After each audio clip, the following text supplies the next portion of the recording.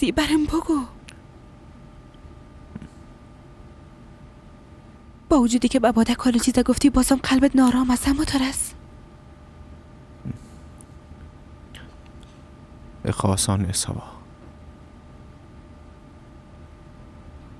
اگه گناهکار باشی باز وقت آسان است، اما او خود گناهی نداره. او مرا دوست داره. نمیفهمیدی قسم میشه. ای که من تو را چقدر دوست دارم ای چه تو میشه یوسف؟ من چه تو میشو؟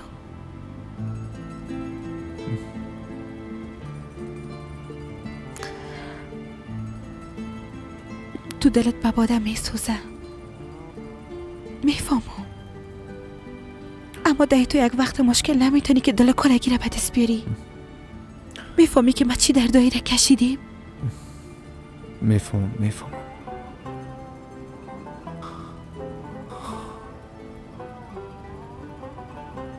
وقتی تو را از دست دادم در بدر شدم.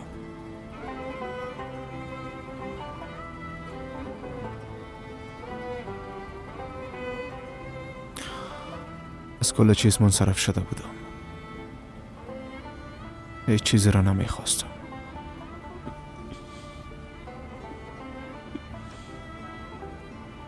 هیچ چیزی. بعداً وعده از زندگی ما آمد. او کوشش کرد به ما دوباره امید بده. ما آهسته آهسته همراهش خوب شدم.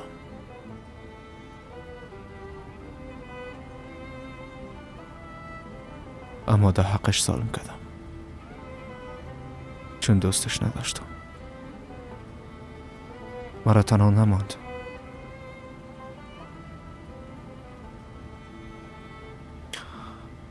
از همین خاطر دلم برش میسوزه. چون تو در اون شرایط دیگه چاره‌ای نداشتی.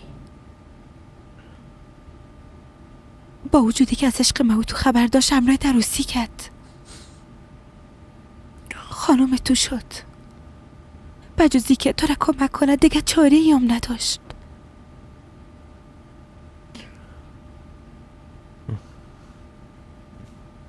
اگه بعد دست من می بود من خودم گردی من به تو میدادم.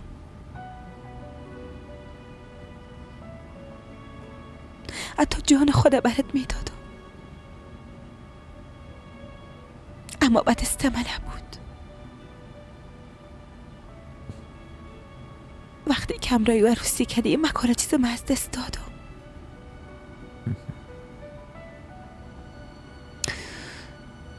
ما چقدر مشکلات پشت سر ماندیم، چه روزایی را دیدیم،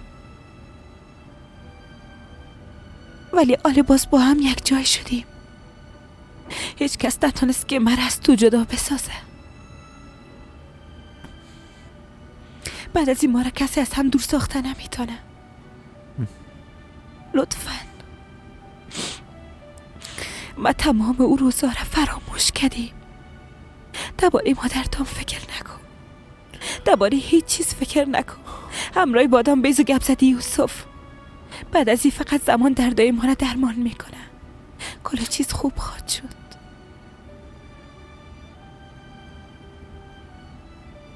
خوب شدن اونقدر آسان نیست.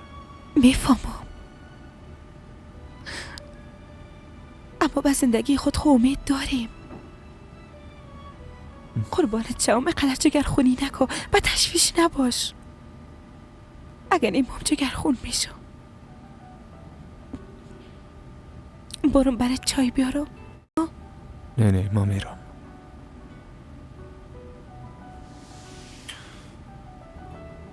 باید خانه برم.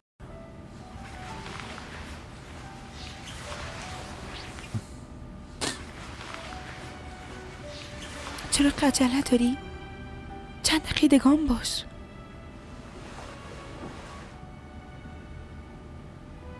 وقتی بابا دایی گپا را گفتم از پالایم خیست و رفت. موبایلش هم خاموش است.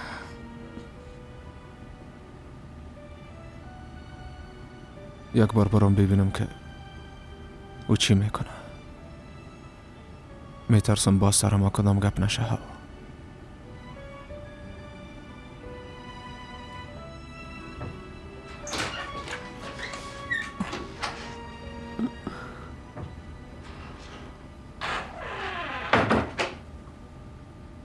باده جان؟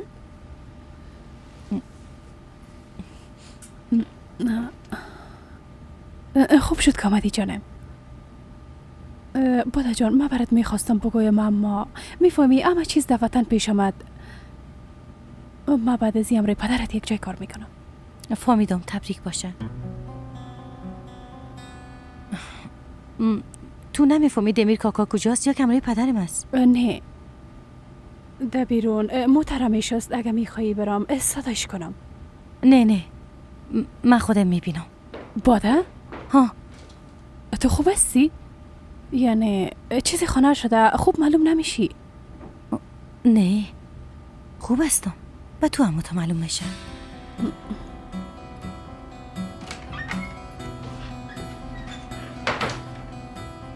توبه کاش که یک چند دقیقه می بودی جانم.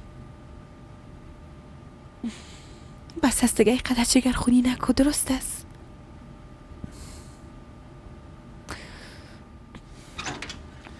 ما آمدم. شما اینجاستین بچیم؟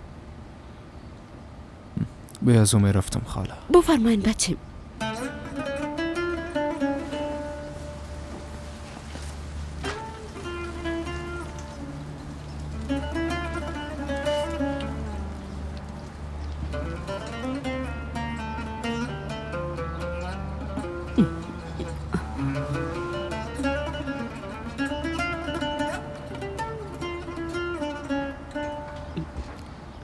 دروازه را بسته کو دختر بان که او بیچاره بره دیگه.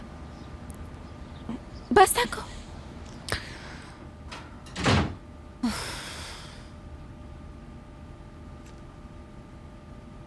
مشکل چی است؟ باز رابطتان خراب شد؟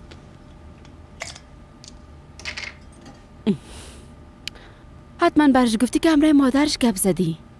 وقت بالا یک نفر اعتماد نکنی و برش همه گپا را بگویی، باز طبعا چهرش همه قسم میشه.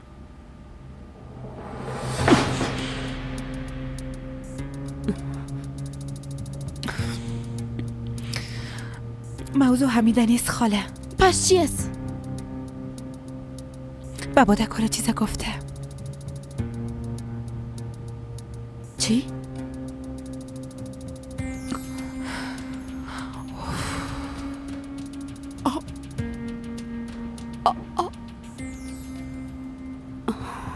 کاکا، من از شما یک خواهش دارم. بفرما. امر کو دخترم، بچشم جایی میرفتن؟ نه موضوع جای رفتن نیست. راستش یک موضوع حساس است. بفرمایین. اگه کدام مشکلی هست کمکتان کنم.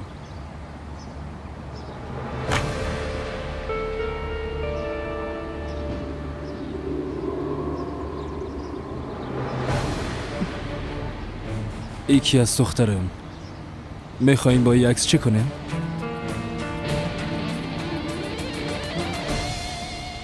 برش گفتی که تو مرا قبول که من تمام چیزا فراموش میکنم، اما تو نیست دختر. وای وای وای وای.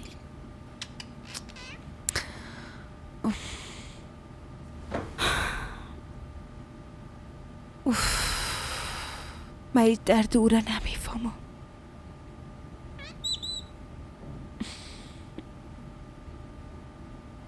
حالا که کمه امید پیدا کردیم هیچ چیز به خوبی پیش نمیره. ایام از بخت بدم از خاله. او هم در دورایی مانده. آسان خونه است که قدر بار کران سرشانش باشه. شاید از گپ خود پشیمان شده. یعنی از زمین خاطر ناراحت بوده؟ بله حتما. ده خود شک نیست. بیزو هیچ وقت این قسم فرصت از دست نمیده. او را حمیده میگن. حمیده هرچی بخوای انجام میده. حمیده چی خاله؟ من به خاطر یوسف ناراحت هستم. درباره او گپ میزدم. شما چی گفتم میرین؟ آی تو هیچ هوشیار نمیشی دختر جان. یوسف چی دختر؟ یوسف چی؟ موضوع سر حمیده است. حمیده رو تو چرا درک نمیکنی؟ مرا به حمیده چی خاله؟ دختر تو دفتن احساساتی نشو. صبر کو، کمی فکر کو. هنوزم او زن نقشه کشیده میره. تو به خاطر او کم مشکلات دیدی؟ خو چی؟ خو هدف من ای است که تمام اینا را در سیخ کباب کنم. من از خاطر یوسف همراهش گپ نزدم. چرا وقت نمیفهمین گپ میزنین؟ من براتون چی میگم و شما چی میگین؟ براتون میگم فکر و هوشم طرف یوسف است. او دیگر رقم شده. چرا گپ نمیفهمین؟ اگه ای گپ است پس یوسف تصمیم خود گرفته دیگه. خب پس با من چرا این قصه معلوم نمیشه؟ شما گپ من رو نمیفهمین خاله. چطور براتون بگویم که او کاملا تغییر کرده؟ من فقط او رو نمیشناسم. تا حالی قسم نشده بود. هیچ وقت از من اینقدر فاصله نگرفته بود. دلم به بادم میسوزه اما تا یک اندازه. قسم امرایم رویه میکنه فقط بگویی مجبور باشه. حتما باده برش کدام کاری کرده. به نظر چیزی را از ما پات میکنه؟ تو را میگم خاله. غلط فکر نکنن. امرتان با سر چشمایم، اما گپای شما مرا کم ناراحت ساخت. خفه نشن. از این گپای شما یا از این کار شما آیا آقا جلال خبر دارن؟ خانم باده؟ نه خیر، نمیخوایم که پدرم خبر شود. فهمیدم، کلی چیزا فهمیدم. شما این کار کردن نمیتونین. از اول میگفتی که یک کس دیگر رو پیدا میکنم. ناق اینجا آمدم. اگر راست بگویم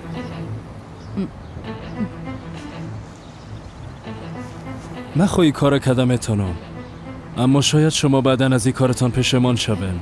واقعا به گپایی که گفتن استاد هستن؟ من کاملا جدی هستم، اما تو هم زود تصمیمت بگی. اگه نمیتونی که یک کس دیگر رو پیدا کنم.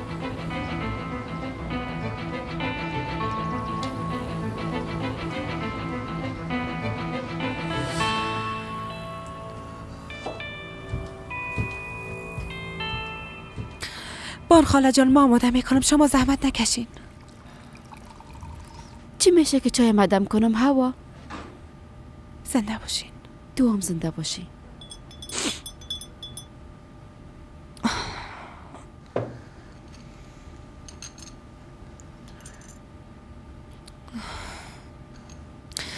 من خب به یوسف اعتماد دارم اما فکرم نارام است. وقتی او را این قسم پریشان دیدم در دلم یک ترس پیدا شد. چی قسم بگویم؟ فکر کردم چیزی را پت میکنه. او روزای سخت رسو پری کده. تو باید درکش کنی هوا جان. بس از دیگه زیاد فکر نکن. یوسف میفهمه که چی کنه. با او باور داشته باش. باور کن. من به او کاملا باور دارم. من در این فکر هستم که باید چی خواد کرد. بعد از اینکه یوسف کل چیزا برش گفته از پلوش خسته و رفته. فکر نمی کنم که به این آسانی کل چیزا قبول کنه. هرچند یوسف برش گفته که مرا دوست داره، گفته که از تو جدا میشم، ولی فکر نکنم بعد از یوسف بگذره. باش شروع کردی، خود خسته نساز.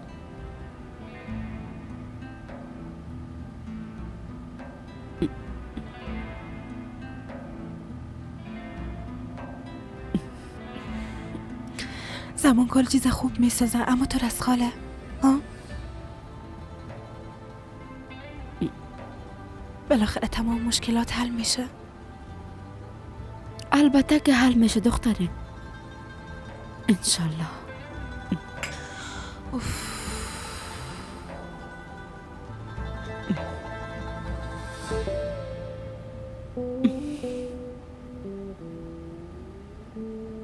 منتظر خبرت می باشم. این کار باید حتما امروز خلاص شود.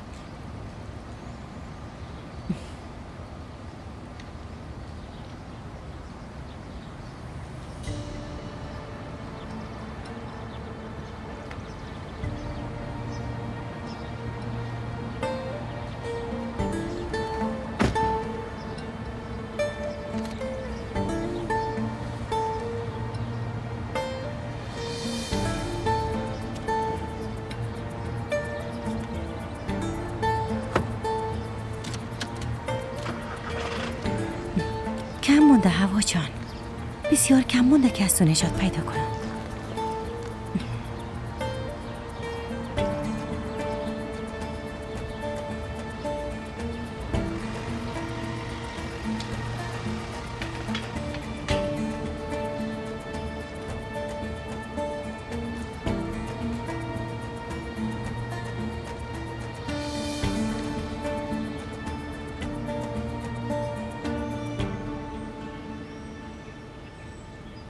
گپ دکتر خوشونی اینه دیگه هوش کنی که آیشه جگر خون نسازی که من دوا نمیخورم. فهمیده شد؟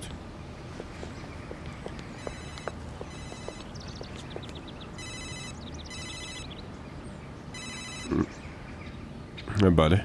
کجا هستی؟ در بیرون هستم. خیرت است؟ خب ما در شرکت هستم. اگه در نزدیک شرکت هستی بیا میخوایم امرت گپ بزنم. ها راستش من چند دقیقه بعد به شرکت میام. کدام گپ خاص خونیست؟ نه شاید من غلط فکر کرده باشم، اما اگه از نزدیک با هم گپ بزنیم شاید خوب باشه. درست است. وقت آمدم گپ میزنیم. درست است. خداحافظ. کی بود؟ باده بود.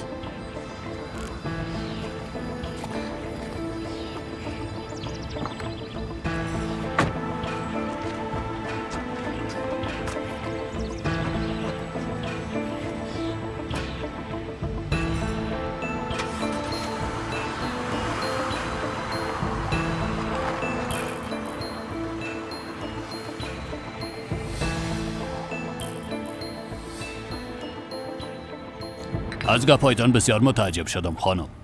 دوست شما در یک مشکل بسیار کلان بند مانده. ما ایران موندیم، اما هیچ کس هم نداره. از او خاطر پیش شما آمدم که یک راه پیدا کنیم. فهمیدم. حالا میخوایم موضوع را یک بار دیگه بررسی کنم. این دکتر ساختگی و کسی که فریبکاری را کرده تا هنوز زنده است تو نیست؟ بله. میگن دختر را که مرده ثابت کرده در اصل زنده است تو نیست؟ بله زنده است. یعنی که در جریان همین مدت کسی از او مواظبت میکردن، یعنی که همراهش هر روز میبوده؟ بله. و فعلا نمیفهمه که او دختر کجاست، پیش کی از خانم؟ راست میگم؟ بله. یعنی دوستم تقریبا همه قسم برم گفت. با خدا چی بگویم؟ بسیار یک قضیه پیچیده است، اما تا جایی که من میفهم دوست شما تا جزای خدا نبینه از این مسئله خلاص شدن نمیتونه. میبخشین، دفعتاً گرمی کردم. درک میکنم. خب میشه بگوین جزای این قسم جرم چی است؟ یعنی چه قسم جزا برش داده میشه؟ در اصل باید بگویم که او با زندگی یک انسان بازی کرده. از هر بوده که ببینیم حیات او انسان به خطر بزرگ مواجه ساخته. نظر به دید قاضی ها می جرم مجازات خفیف نداره. میفهمم. یعنی به خاطر کم ساختن جزایش هیچ نوع دلیل پیدا نمیشه. اگه ما گزارش دیوانه شدنشان بسازیم بازم باور نمیکنن، چون کسی که این کار کرده به هیچ وجه دیوانه بودن نمیتونه خانم. جزا خو یک طرف خانم امیده. اگه این دختر خود نشان بده باز بعداً یک مشکل کلان ایجاد میشه. چیزی را که باید بفهمین نجات پیدا کردن دوستایتان از این مشکل به هیچ وجه امکان نداره. درک میکنم. اما آقا انگین از شما یک سوال دارم که همیال در ذهنم آمد. میخوایم بفهمم فکر کنین که دختر پیدا شد اما شکایت نکنه، باز چی خواهد شد؟ به نظر من یا امکان نداره. او دختر حتما بر علیه کسی که او را مرده ثابت کرده شکایت میکنه. اما فرض کنین که شکایت نکرد، بازم حق شما مورد بحث میشه. اولی که جواز دکتر از دستش گرفته میشه، دیگه ای که مسئله فریبکاری است و دوست شما واقعا یک کار را کرده که به هیچ دلیل نجات پیدا نمیتونه.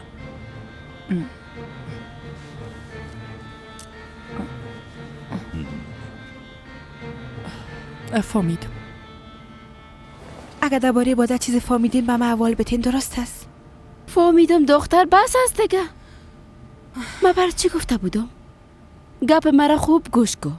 این مسئله را همراه یوسف باید حل بسازی. اگر نه حمیده برش یک قسم دیگه خود گفت که باز برای درد سر جور نشه. درست است میگم خاله.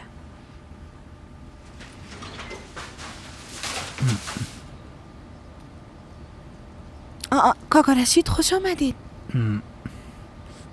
بتین به من. خوش باشی دخترم.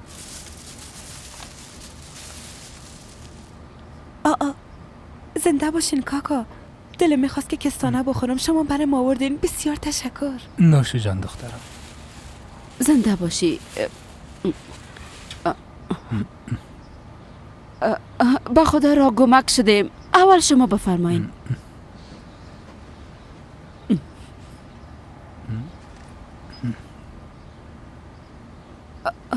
ما دیگه میرم، خداحافظتان.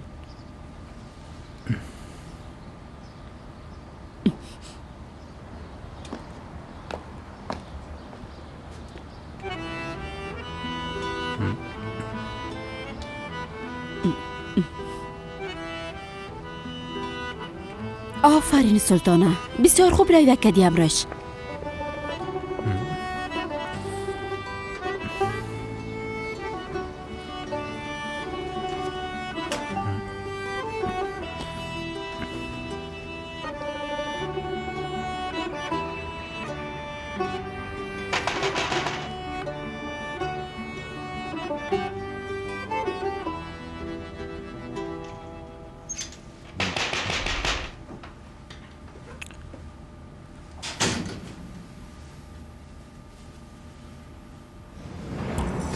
جنید؟ عادل؟ تو آزاد شدی؟ بله آزاد شدم. زیاد پیش دق شده بودم بیادرم. تو چی تو آزاد شدی؟ فرار خونه کردی؟ فرار کردم. ببی جنید، تو با خاطر چی اینجا آمدی؟ من از خود زن اولاد دارم. سرما کدام برارو نیار جنید. ایره بیبی قوارد از دنیا گشت، مثل لبلبو سرخ گشتی. دادگاه رفتم، قاضی طرفم سایل کرد، گفتی بچه را ببینه، نیام گناه کدم میتونه بانین که بره، کسر نبینم که دستگیرش کنه. تو راست میگی نه جنید؟ اگه نه داخل نمیمونمت، از اینجا روانت میکنم. برو. بیادر ما کجا برم؟ بغیر از تو ما کس دیگر را ندارم. بیادر دری سرک خو کنه عادل. درست است، بیا.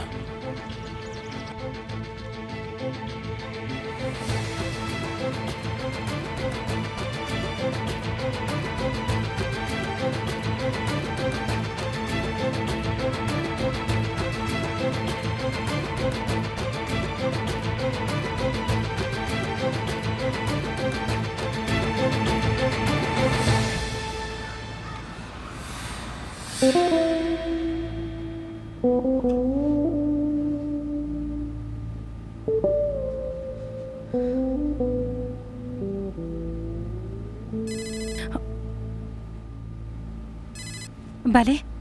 یوسف خانم یاله به خانه آمدن. از طرف بازار می آمد. پیاده روان بود. همراه کسی هم گپ نزد. فهمیدم. حالا من چی کنم؟ همینجا باشم یا که؟ صبر کن. حالا برات یک نشانی را روان میکنم. با اونجا برو. هوش کنی که گپایم فراموشت نشه. درست است باده خانم. خوش آمدین خان صاحب. باده.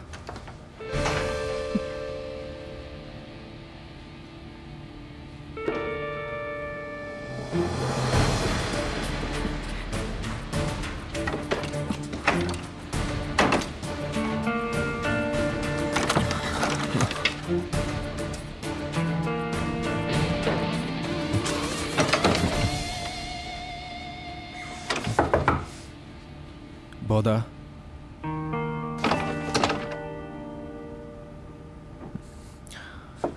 در مورد گپایی که برای تو گفتم زیاد فکر کردم. باده، دروازه را باز کنی، قسم نمیشه، باید گپ بزنیم. برو یوسف، میخوایم تنها باشم، خسته هستم.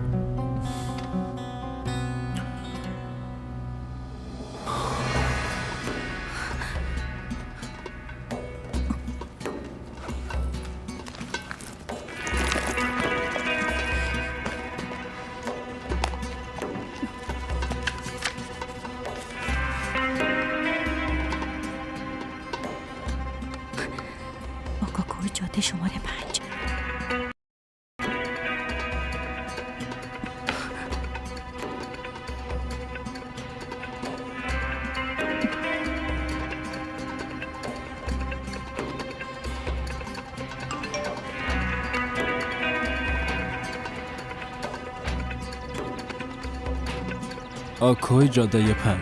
زود باش، منتظر خبرت هستم. کاری را که گفتم انجام بدی.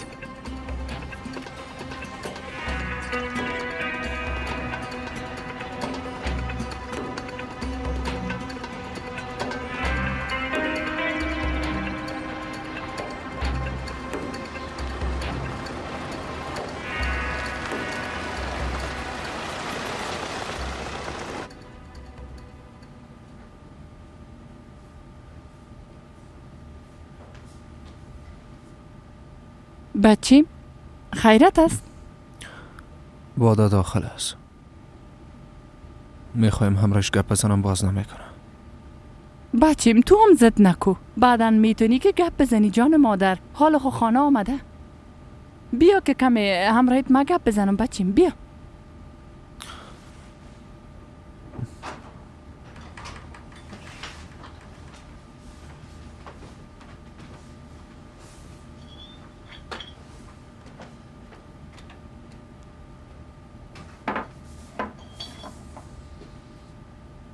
شما تا خانه یک جای آمدین؟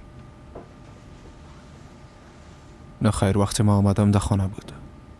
در پایین وقتی مرا دید دویده بالا آمد. در اتاق خود قفل کرد. تو تا حال در کجا بودی بچیم؟ همراه هوا بودم. امیر میخواستین بشنوین؟ درست است بچیم، فهمیدم نمیخوایم بشنوم دیگه از برای خدا. میفهمم بیا از تو همیشه کار دل خدا میکنی.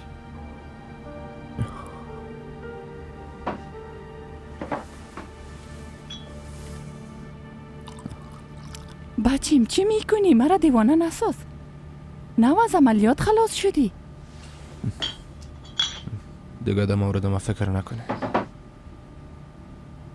خودم متوجه خود میباشم. به از تو سببی مشکلاتی هستی که در زندگیم پیش آمده. فکر میکنی فراموش کردنش آسان است؟ زندگی مرا تباه ساختی، اما هیچ برات فرق نمیکنه.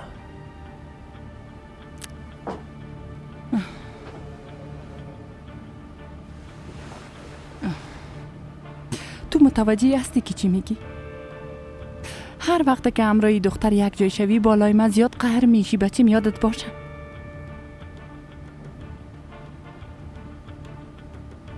او دختر گوشای تو را پر میکنه اما تو نیست. همراه احساساتت بازی میکنه، اما به عوضش مادرت باید جزا ببینه، زندانی شوه، زجر بکشه. اول برو همراه باده گپ بزن بچیم، بعدن باز نوبت مادرت هم میرسه.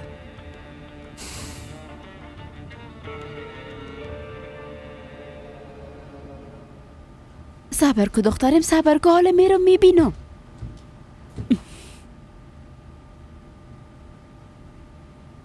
ها پیدا کردم، همینجا هستن. همراه مادرش در اتاقش گپ میزنه. گوش کنین درباره چی گپ میزنن لطفاً خاله. دختر من چی بفهمم که چی میگن؟ باده کجاست؟ او رو خو نمیفهمم، ده اینجا نیست. آی خاله کم از دیوانه شوم. یوسف خو گپای منه به مادرش نمیگه، اما تو نیست. دعا کو که ای کار نکنه. یک بار مرض حمیده به تو هم سرایت نکنه دختر. من بسیار احمق هستم. وقتی یوسف پیش ما آمده بود باید برش میگفتم. اوف، این خو آخرین پشیمانی تو است. حالا خو شد دیگه فراموش کو. باید صبر داشته باشی، فهمیدی؟ هنوزم در مورد خود فکر میکنه؟ نه؟ دلتان جمع باشه، همگی در این کار جزای خود خواد دیدن. به خاطر نه که هوا میخواه، بلکه ایر ما میخوایم. اگه از هوا بخوایم تو را ببخشه میبخشه، اما من تو را نمیبخشم.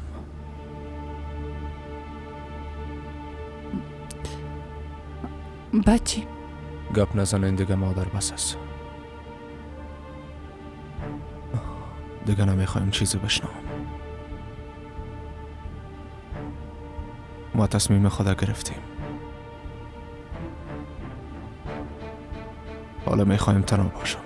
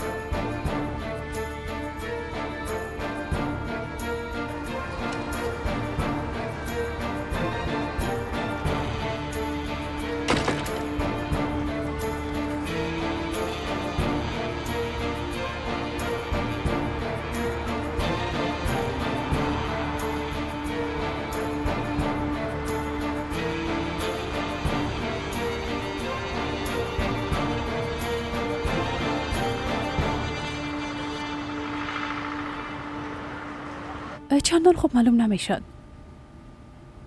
من فکر کردم شاید مریض باشه، اما نه، به نظرم کدام مشکل دیگه داشت. حتی چشمایشان پوندیده بود. فکر میکنم که بسیار گریه کرده بود. هیچ چیزی نگفت رفت. به خاطر چی آمده بود؟ به خاطر ما آمده بود چطور؟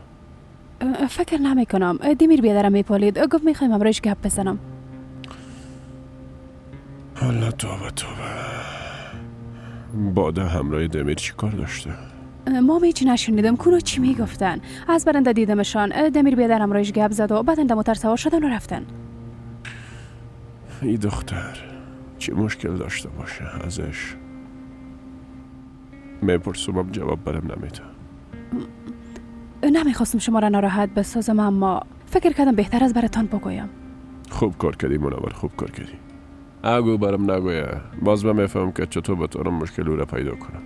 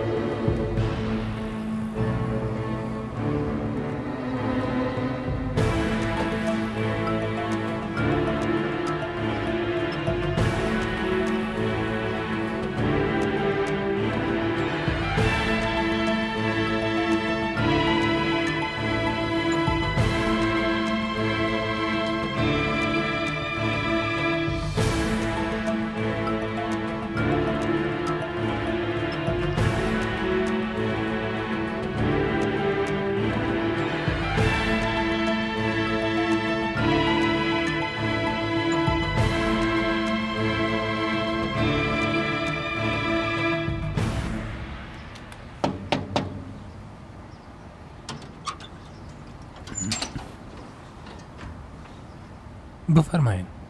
روز بخیر. خانه آقا رمزی را میپالیدم اما از اینجا کوچ کردن بیادر.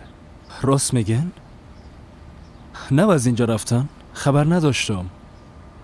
زیاد وقت خونه میشه اما نمیفهمم اونا کجا آقا؟ خب میبخشین شما را ناراحت ساختم. بله بفرمایین. زحمت میشه اگه یک گلاس آب برم بیارین؟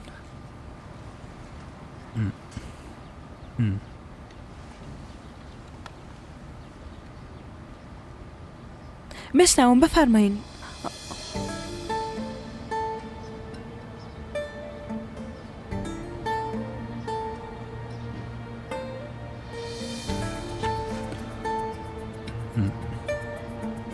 بفرمایید.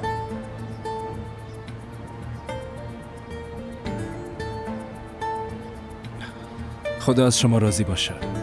تشکر میکنم. روزتان بخیر. روز شما هم بخیر.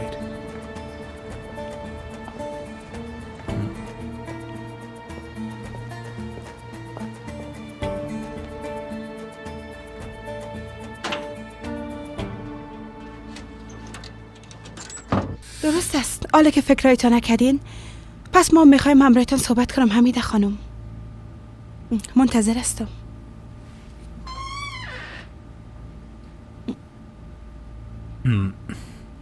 هوا دخترم، تو مرده که آمده بود میشناسی؟ شما کی کاکا رشید؟ چند دقیقه پیش که آمده بود پدرت کار داشت. ها نه او را نمیشناسم کاکا. من خب فکر نمیکنم که پدرت بشناسه. مهم نیست دقیقش نباش. من تا مزرعه میرم زود پس میام دخترم.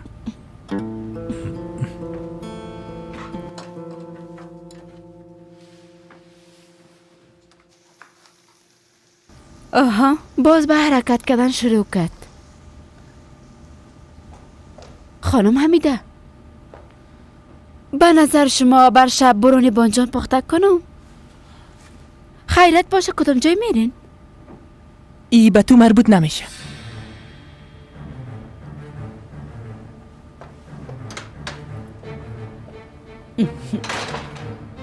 حتما باز کدام گپ است.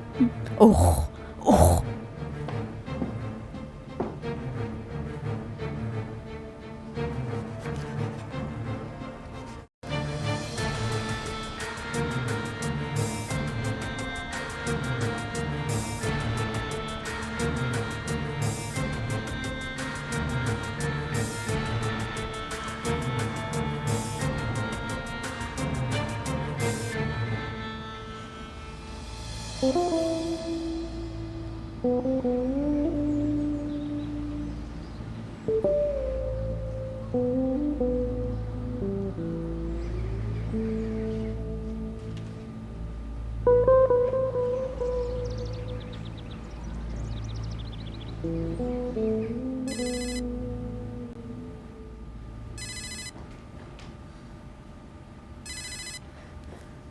امیدوار هستم خبری خوبی برام داشته باشین.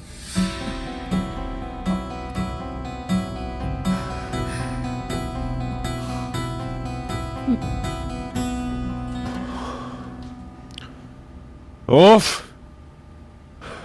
بازم جواب نمیده؟ مصروف است. هرچی زنگ بزنم مصروف نشان میده. کم از دیوانه شوم. نمیفهم کجاست و چی میکنه بی عقله.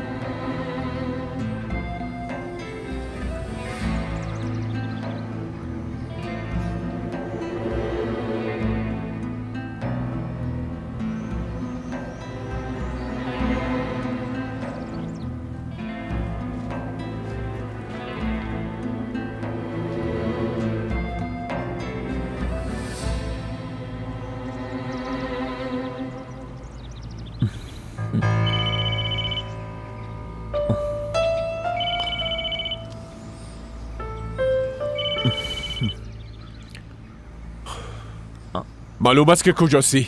میفهمی تا هر چند دفعه برات زنگ زدیم. صبح تا حالا در کارخانه بودم. صدای زنگ موبایل نشنیدم. با من دروغ نگو بیادب.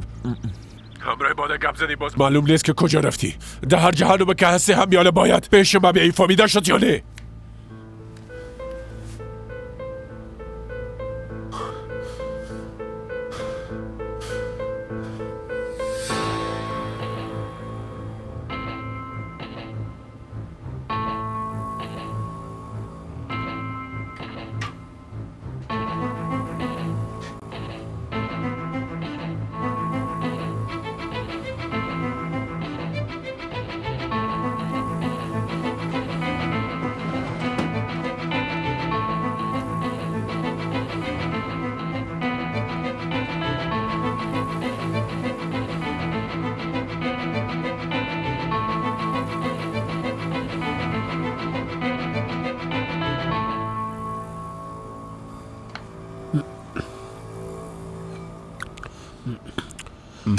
اگه ای کار خلاص شوه من از اینجا میرم. برایم بگو باز چی نقشه داری جونت؟ میخوایم یک جای دور برم، بسیار دور. پیش همو دوستای صمیمیت که در امریکا هستن جونت؟ تو از کجا خبر شدی؟ خودت چند وقت پیش برام گفته بودی؟ ها درست است.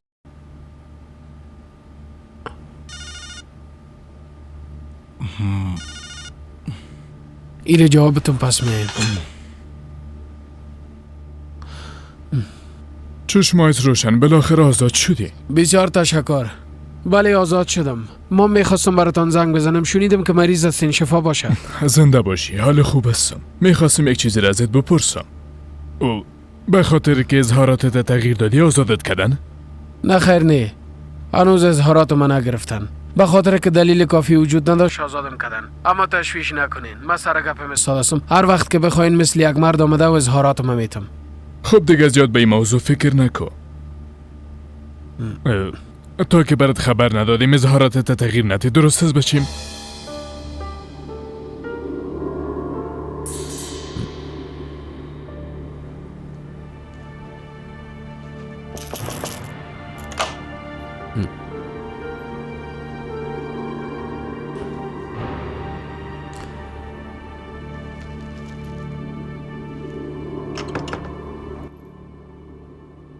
از اینکه گپ ما گوش کردی و سر ما اعتماد کردی بسیار تشکر جانت جان. زنده باشی. اگه به چیز ضرورت داشتی حتما برام زنگ بزنی. درست از بچیم؟ خوب روز خوبی داشته باشی. ای جانت.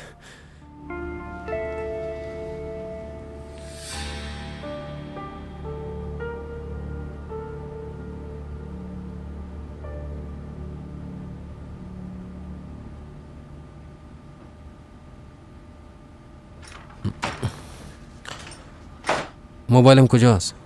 اینجاست. محمد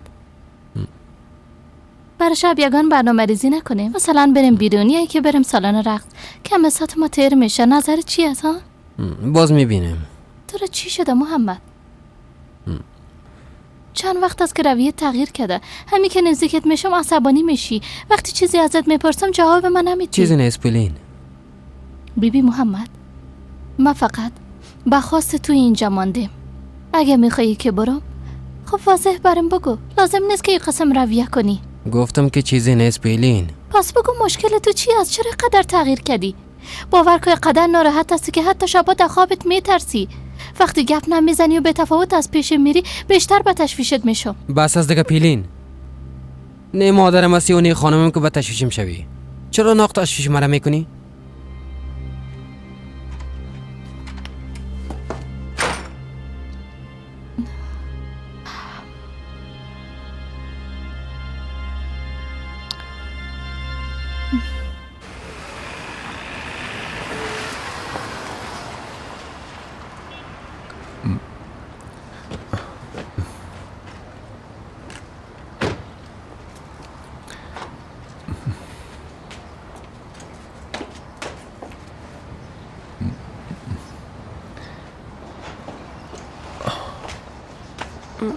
خوش آمدین باده خانم. حالا صحتتان چطور است؟ بسیار تشکر. اجازه نده کسی داخل بیایم. من یک ملاقات خصوصی دارم. درست است.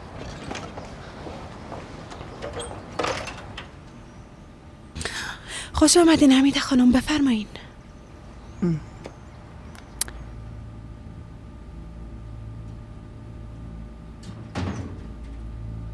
امیدوار هستم غیر از ما کسی دیگه در خانه نباشه.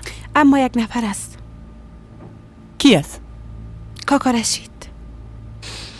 پدرم در وقت رفتن خانه را به کاکا رشید فروخته. تو رشید ما را میگی؟ یعنی رشید میفهمه که تو زنده هستی؟ میفهمه اما تشویش نکنین. فکرش هست. بفرمایین.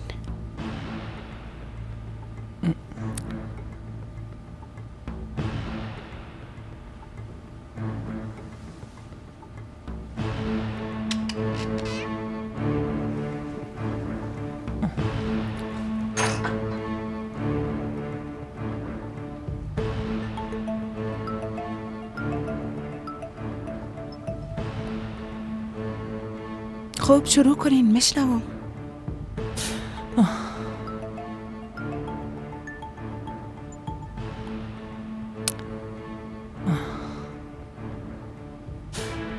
بعد از اینکه امرت گپ زدم بسیار فکر کردم. راستش یک تصمیم گرفتم.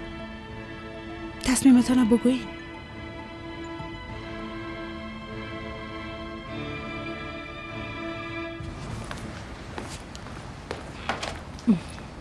باده خانم.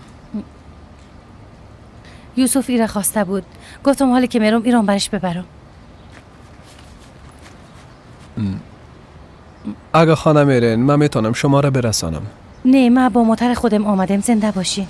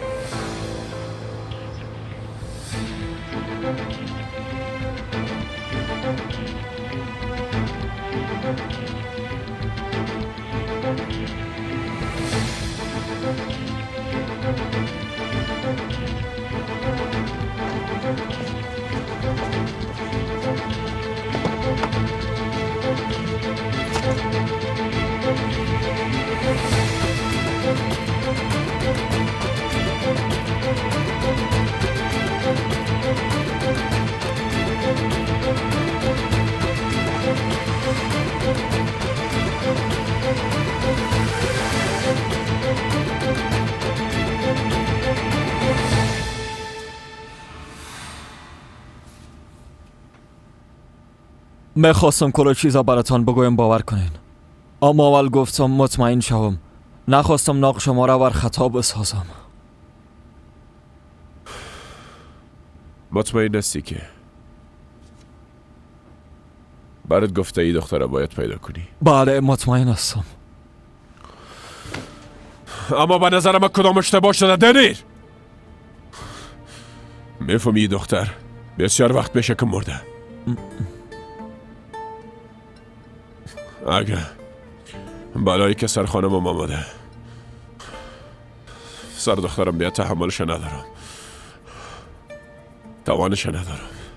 راستش مام دقیق از قضیه خبر ندارم، اما شما اشتباه میکنین آقا.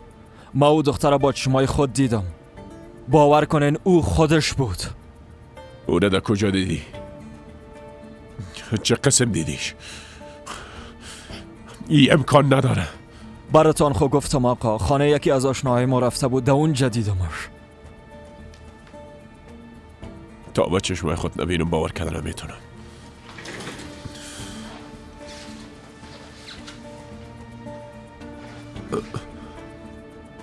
فکرت باشه از اینجا هیچ جای نری.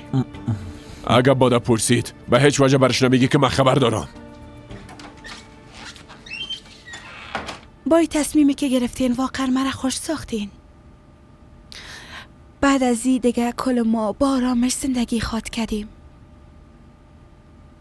شاید هم با هم یک خانواده بزرگ شویم. کی میفهمه؟ یعنی توافق که با هم کردیم دیگه شکایت هم خب به پلیس نمی کنی، اما تو نیست؟ نه شکایت نمی کنم. بسیار تشکر. فقط یک چیز میخوایم ازت بپرسم. بپرسین.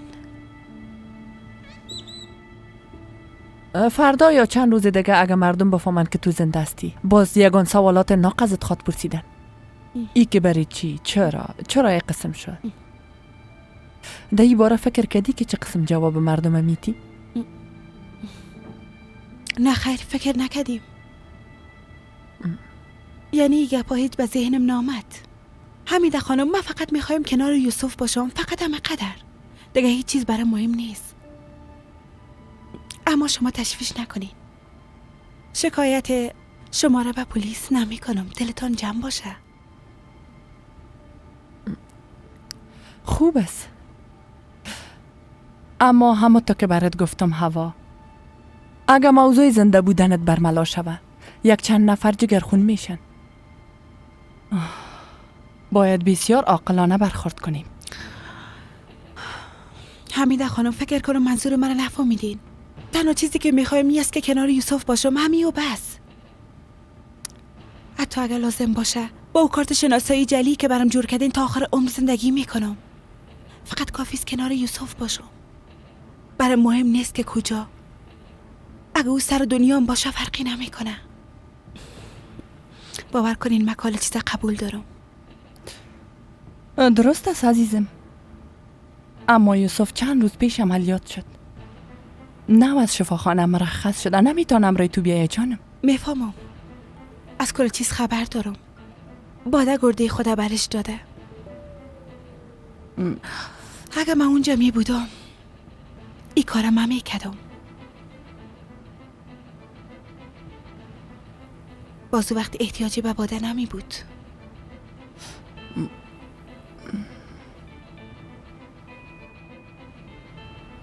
اگه کدام فرصت پیش بیایه ای کمک باده را جبران خواد کردم.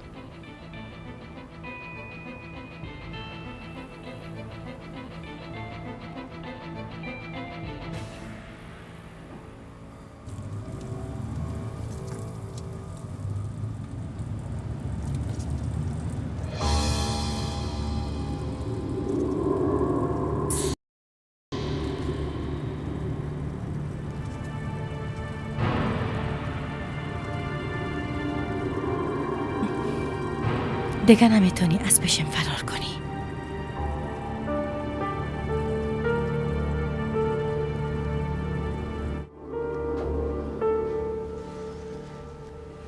اگه میخواین من را یوسف گپ میزنم.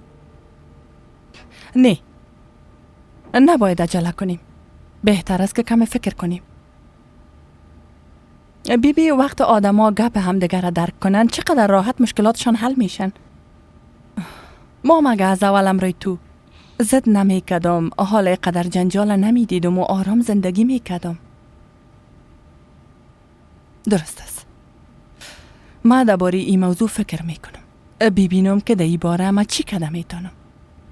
باز برات زنگ میزنم. اما بیبی ازت یک خواهش میکنم.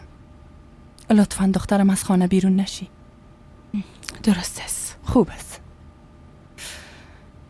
بسیار زود همدیگر خواهد دیدیم.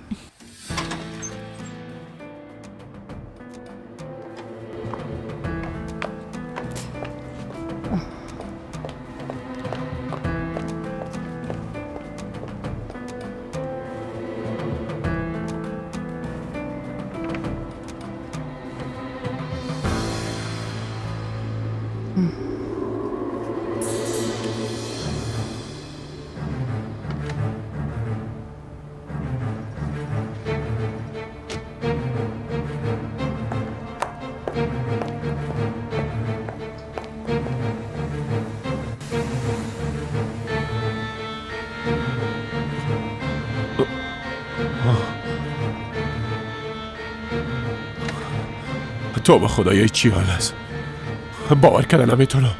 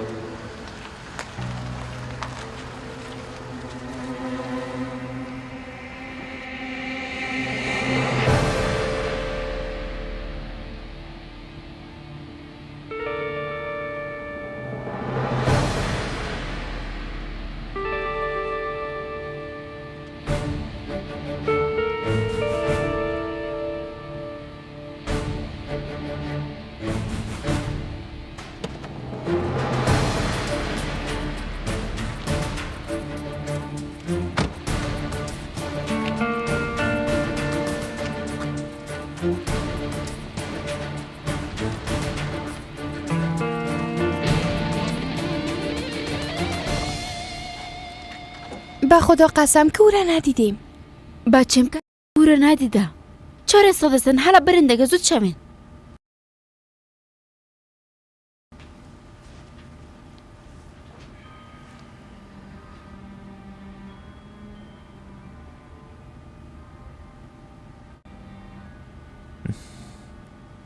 تو به خدایا میبینین با چی آدمای سر کار دارم. شما خدا ناراحت نسازین.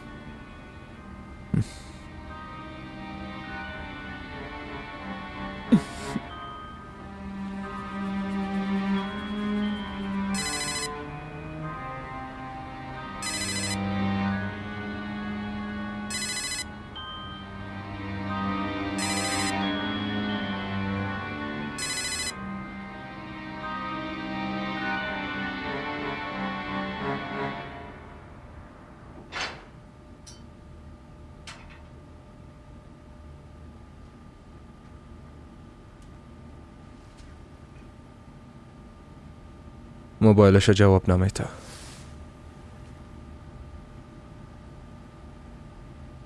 میگن حالا چی کنیم؟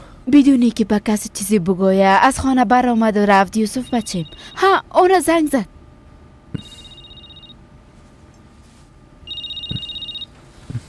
هوا از خاله سلطانه. بله. سلام عزیزم. سلام جانم، چطور هستی؟ من خوب هستم. تو چطور هستی؟ خوب هستم.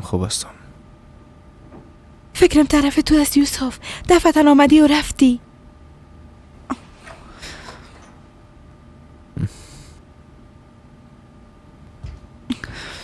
پشت بسیار تق شدیم.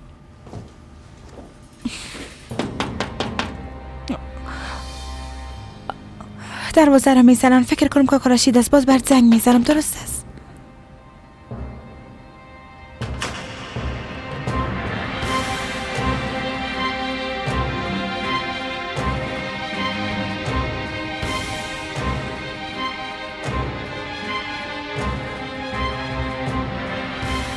چی گپ هست؟ تو با عشقت گپ میزدی؟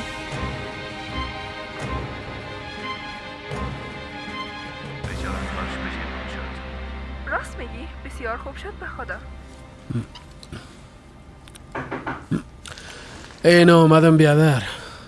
کسی که دوبالاست یک بیچاره رو در این منطقه پیدا کرده که عاشق او دختر شده.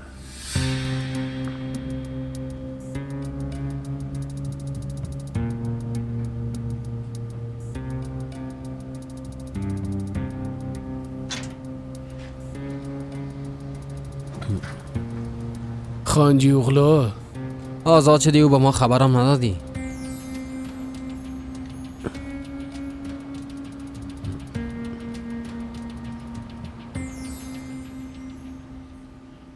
کجا میری؟ نه که منو در اینجا نمیبینی. بگو چرا آمدی؟ آمدم که همراهت گپ بزنم.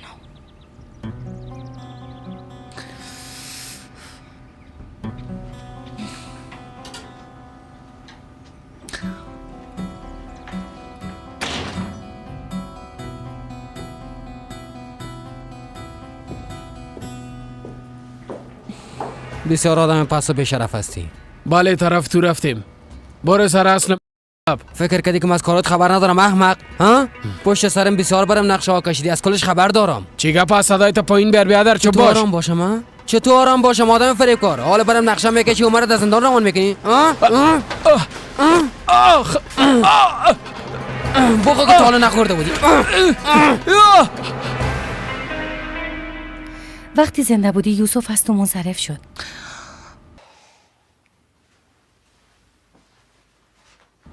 و این هیچ ارتباطی به دوباره زنده شدن تو نداره. او تو را فراموش کرد و با من زندگی خودش شروع کرد. اما حالا پشیمان شده. تو اشتباه میکنی.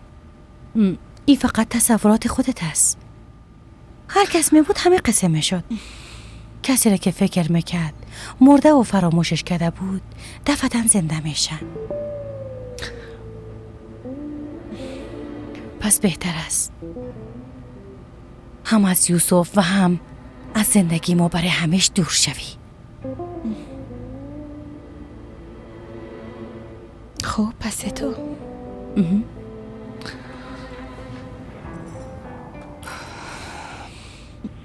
فکر کن که من این کار کردم. یوسف چطور قانع میسازی؟ میتونی اون رو از من منصرف بسازی؟ میتونی جایی مرا بگیری؟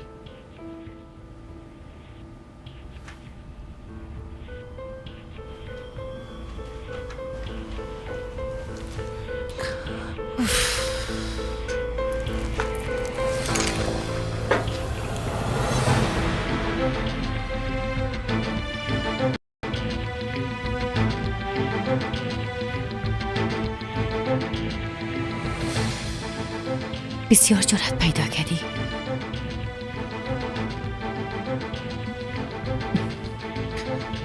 میخواستم با زبان تو را بفهمانم اما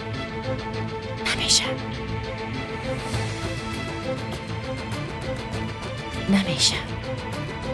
خودت خواستی که این تصمیمت مقابلت بگیرم.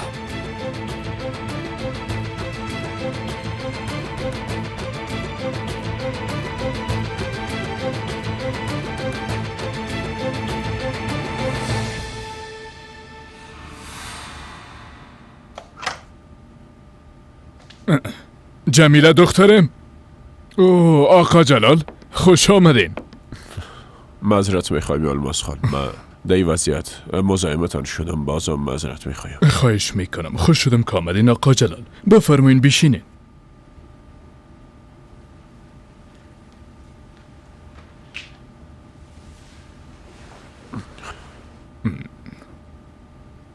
خانم حمیده خانه نیستن؟ حمیده به خاطر معاینات خونش پیش دکتر رفت، اما نمیفهم که خانه آمده یا نه. مطمئن هستین که پیش دکتر رفتن؟ البته آقا جلال. چرا ایره پرسیدین؟ هم معذرت میخوایم یا الماس خان، یا که شما برم دروغ میگین و یا ای که از هیچ چیز خبر ندارین یلمز خان.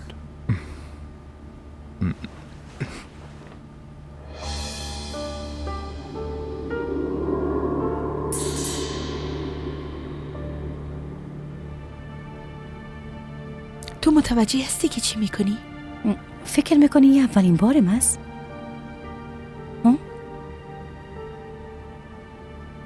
نه یه اولین بارم نیست. قبلا هم با همین اسلحه دنبالت میگشتم. در یک هتل بودی اما او وقت به تو نرسیدم. در این بارت زیاد فکر کردم. اگه به تو میرسیدم همون وقت همون لحظه میکشتمت.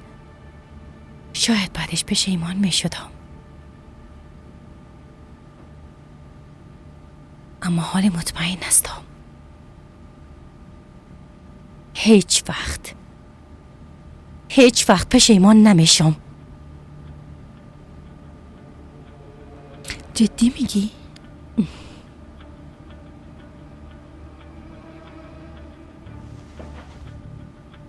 تو میخوایی چی را تغییر بدی باده؟ ها؟ کم فکر کن. میتونی چیزی را تغییر بدی؟ وقتی یوسف فکر میکرد که مردیم مرا فراموش کرد. تانستی مرا از یادش ببری؟ نه نتونستی. حالا اگه تو بخوایی مرا بکشی، پس کسی را میکشی که یوسف او را دیوانوار دوست داره و عاشقش است.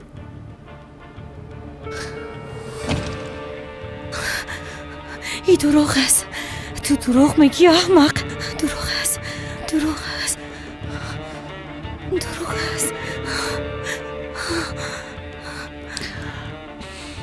حتی اگه مرا بکشی، اگه با مرام بازم یوسف دوستم داره. حالا فهمیدی؟ قدرت حقیقت تغییر دادن نمیتونه.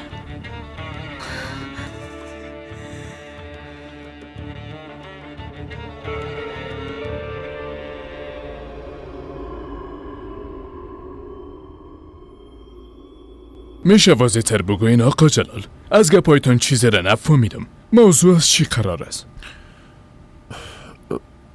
راستش فکر کردم که شما حتما خبر دارین.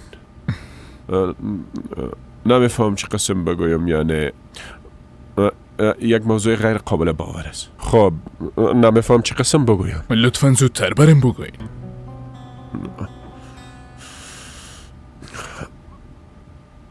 نامزد قبلی یوسف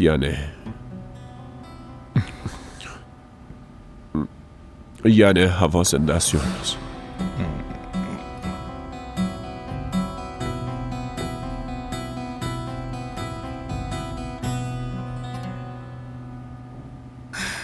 تو یک دروغ گوی هستی. فکر کردی با این دروغایت میتونی یوسف به دست بیاری؟ من احتیاجی ندارم که دروغ بگویم باده. این خودت هم میفهمی. یوسف همیشه مرا دوست داشته.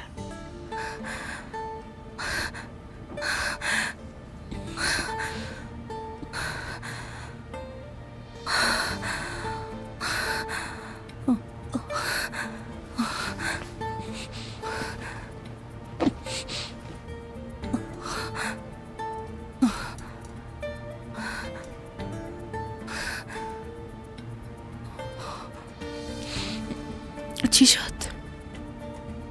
یعنی قبول کردن حقیقت اینقدر برات سخت است؟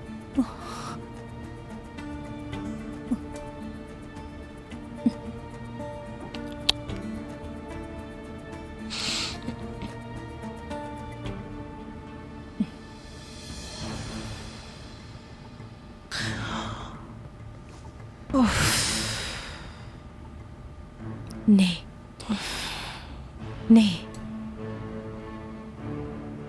حال گوش کن که برای چی میگم. ایره میفهمی؟ فعلا فقط یک حقیقت وجود داره.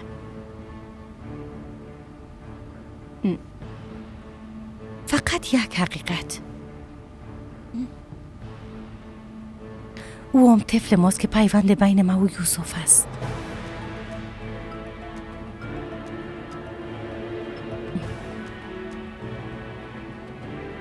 من حامل هستم.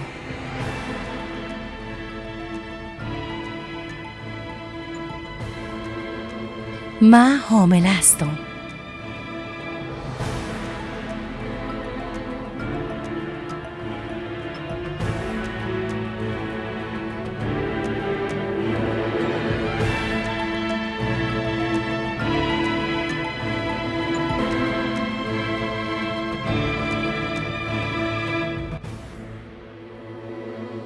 گپای من شنیدی؟ ناراحت شدی؟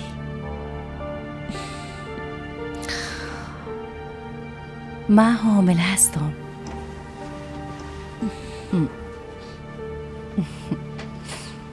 این طفل ما و یوسف است. طفل هر دوی ما هوا. تو دروغ میگی باده. به خاطر که اعصاب من خراب بسازی تو میگی.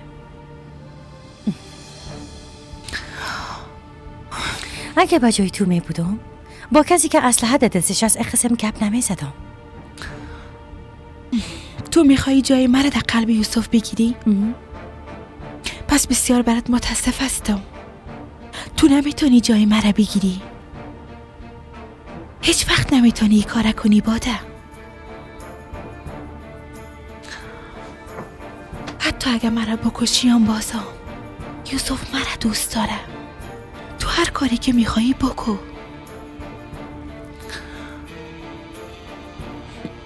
یا ای که امیال مرا بکش، یا ای که دروغایت بس کن. از اینجا گم شو.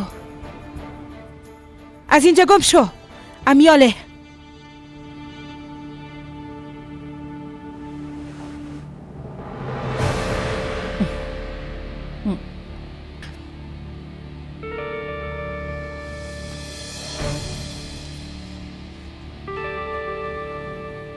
جدی گفتی؟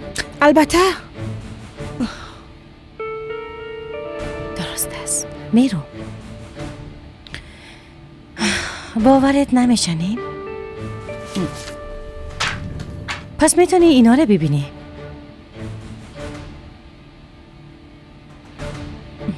شاید باورت شود.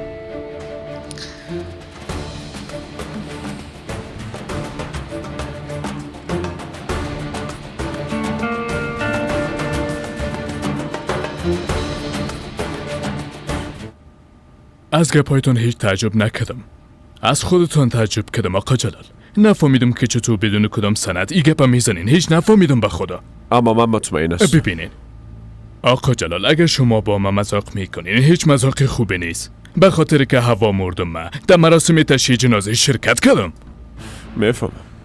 همه به قسم فکر میکنن، اما چیزی را که شما دیدین واقعیت نیست یلمز خان. او دختر زنده است. چرا نمیفهمین؟ من نمیفهم شما چرا این گپا را میزنین آقا جلال. کل ما میفهمیم کسی که از این دنیا بره تا قیامت دیگه زنده نمیشه. بهتر است که دیگه درباره این موضوع ناق با ما هیچ گپ نزنین. این چیزایی را که من میگم بر خودم هم کاملا تعجب آور است. عقلم این قبول نمیکنه. اما اگه مطمئن نمیبودم هرگز این گپا براتون نمیگفتم. شما چطور میتونین درباره این موضوع قدر مطمئن باشین آقا جلال؟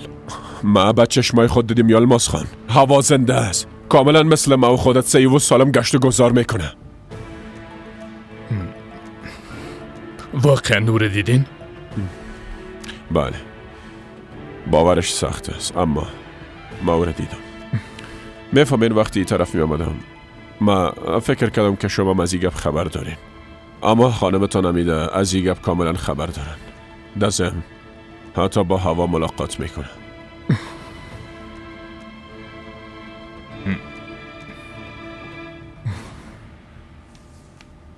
یعنی تو خبر نداشتی؟ جالب است. چطور یوسف برات نگفت؟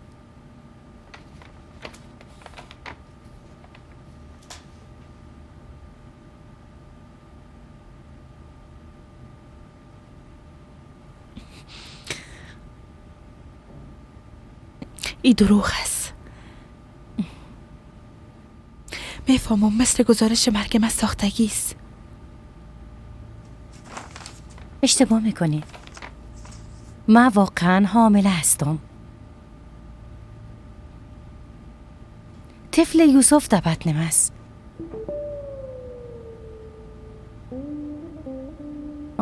وقتی معاینه تلویزیونی میکردم یوسف در کنارم بود. صدای قلب طفل خود با هم دیگه گوش کردیم.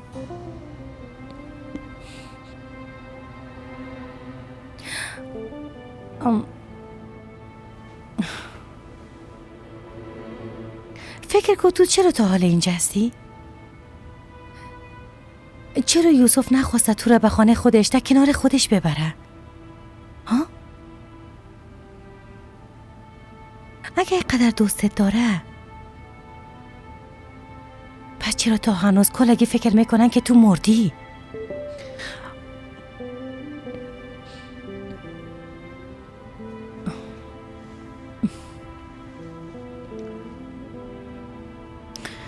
باش که من برات بگویم، به خاطری که یوسف هیچ وقت از ما جدا نمیشه. یعنی از ما جدا نمیشه. هر سه ما با هم زندگی میکنیم.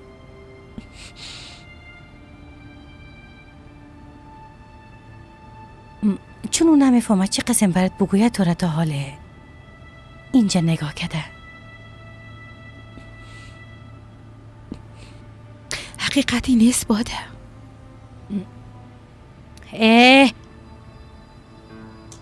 میخوایی باور کن میخوایی نکن، حقیقت همی است. حالی که کل چیزا فهمیدی از زندگی ما بیرون شو. از زندگی ما گم شو هوا. ما و یوسف بان که زندگی کنیم. پس تو با می خاطر اینجا آمدی باده؟ خواستی گپای نگفته یوسف برم بگی اما تو نیست؟ درست نمیگم؟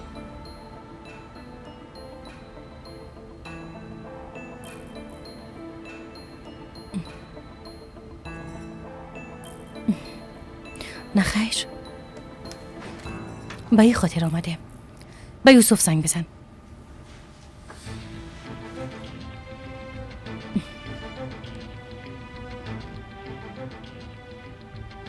زود شو، برش زنگ بزن. گپا نشنیدی؟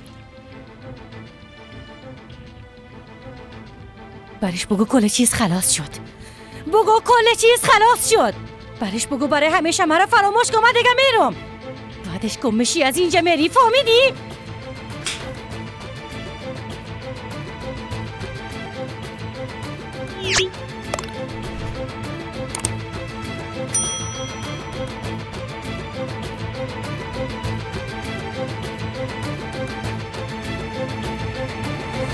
وعده های دقیقه زود فراموش کردی ها؟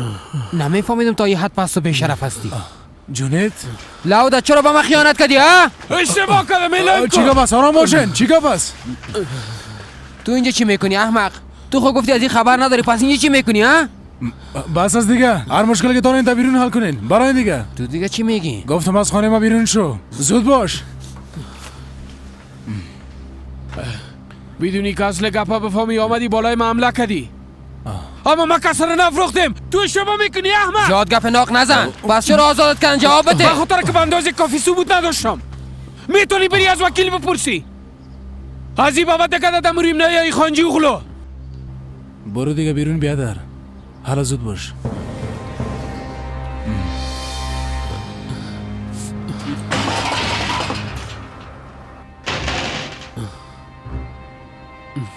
برو دیگه داخل جونت. نه خودت در جنجال انداختی. از این بعد مواظب باش جونت. برو دیگه.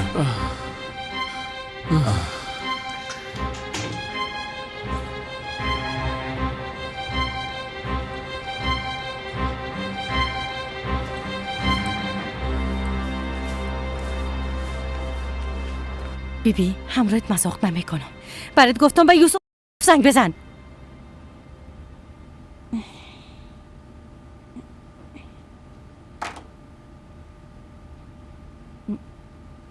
غیر از این دیگه چاره ای نداری نه؟ به می خاطر قدر عصبانی هستی. باده اگه من برای زنگم بزنم او از من منصرف نمیشه. تو چی فکر کردی؟ فکر کردی یوسف از من منصرف میشه و زندگیتان پس خوش و خرم میشه؟ فکر کردی او میتونه اینقدر راحت مرا فراموش کنه؟ خودت میفهمی که امکان ناپذیر است. و می خاطر حال اینجا هستی. نه، تو اشتباه میکنی. با وجوده که تو حامل هستی اما یوسف تصمیمش تغییر نمیده.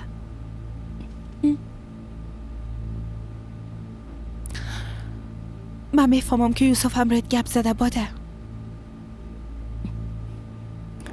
به خاطری که به من کل چیزا گفت. او برات گفته که به زودی از تو جدا میشه و امرای من ازدواج میکنه. تو باید این قبول کنی چون مجبور هستی. پس ضد نکن. جو باش، جو باش.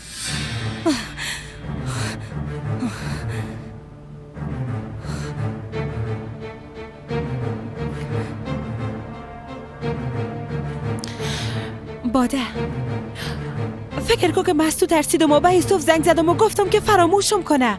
به نظرت چیز تغییر میکنه؟ ها؟ به نظرت یوسف گپ من گوش میکنه و تو میتونی این عشقی را که در بین ماست از بین ببری؟ تو از اول هم میفهمیدی که یوسف من دوست داره اما تو نیست.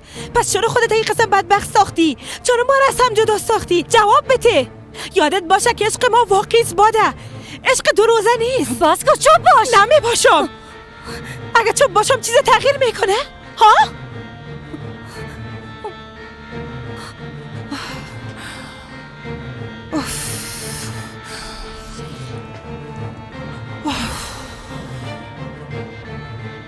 پس طفلم چی میشه؟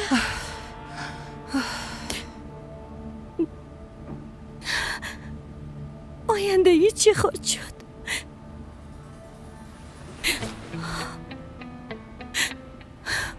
من فقط به فکر طفلم هستم. به فکر طفلت هستی؟ ها؟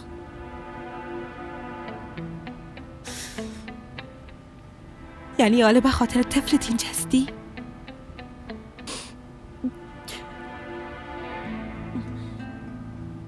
به من دروغ نگو.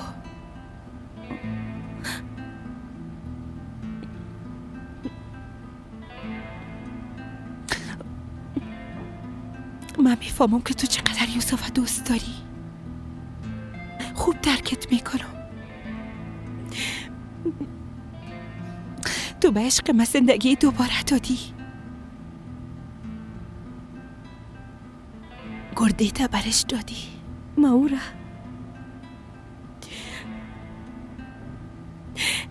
نجات دادم.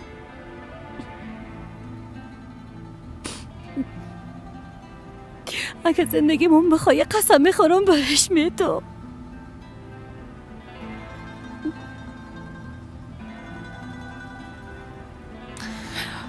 کاش که من میتونستم این کاره برش انجام بدم. من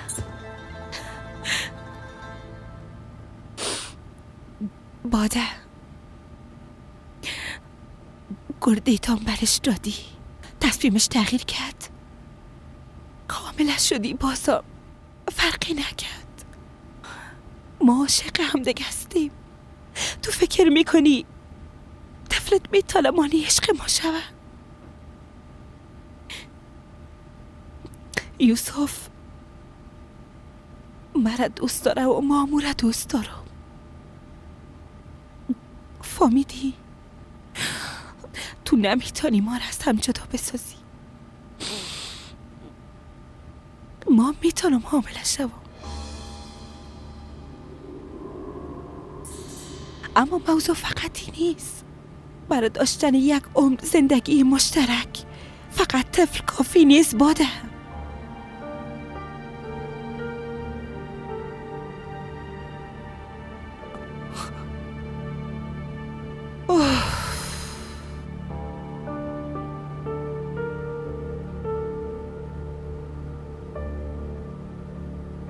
به گپایی که برات گفتم خوب فکر کن.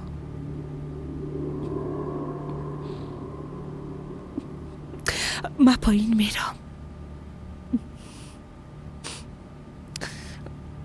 هر وقت خواستی از اینجا رفته میتونی.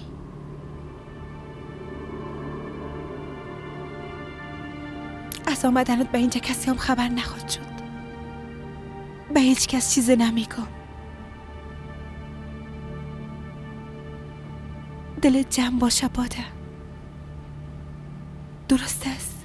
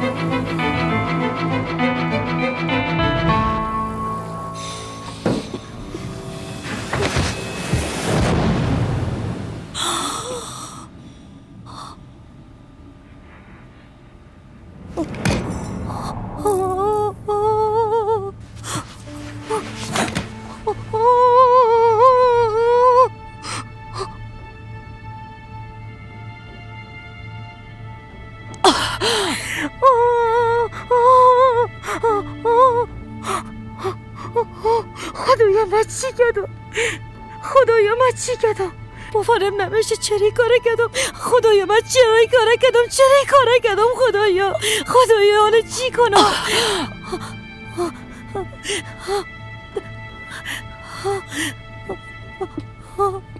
خدا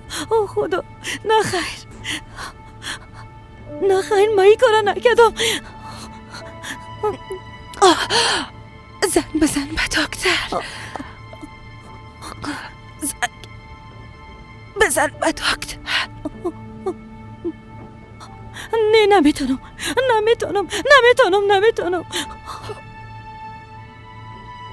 خدایا من را کشتم. خدایا من را کشتم.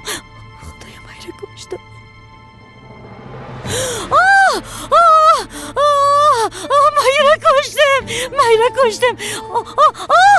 چشمایت باز کن. خواهش میکنم چشمایت باز کن.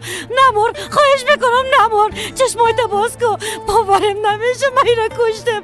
خدا من را کشتم. حالا چی کنم؟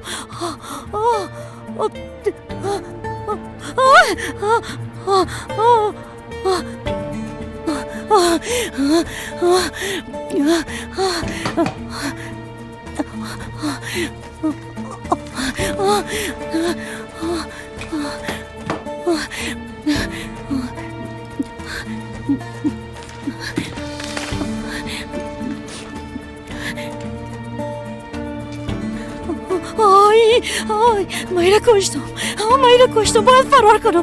باید از اینجا برم. کشتمش. من را کشتمش. خدا من را کشتم. باید از اینجا برم.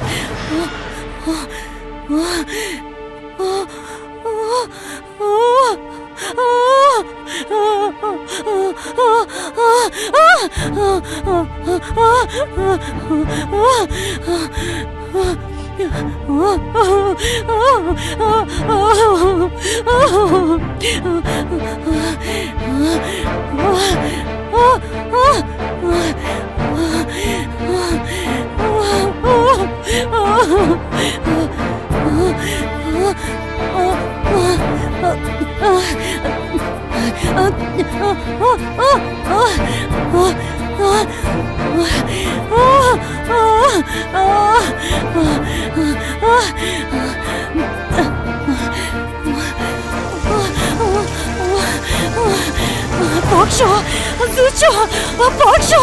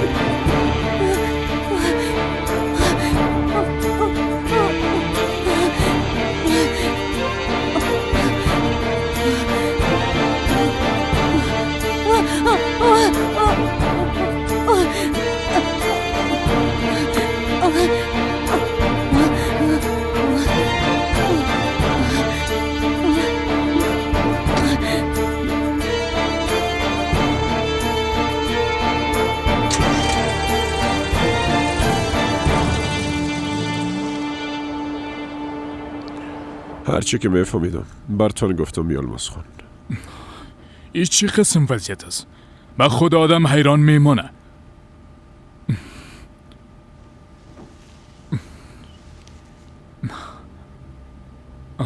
بادام از این گپ ها خبر داره همه نیست؟ متاسفانه خبر داره. حالا میفهم که دی چند وقت چرا با قدر عصبانی به نظر میرسید. خب چرا این همه موضوعات از ما پود کردن؟ چرا مرا بی خبر ماندن آقا جلال؟ فکر کنم به خاطر مریضی تا نیگه پار از شما پنهان کردن. نمیخواستم که از ما بشنوین، اما بازم راستش بازم نفهمیدم که چی کنم. آقا جلال بچیم یوسف از این گپ خبر داره؟ ما هم همین را میخواییم بفهمم ای که یوسف خبر داره یا نه.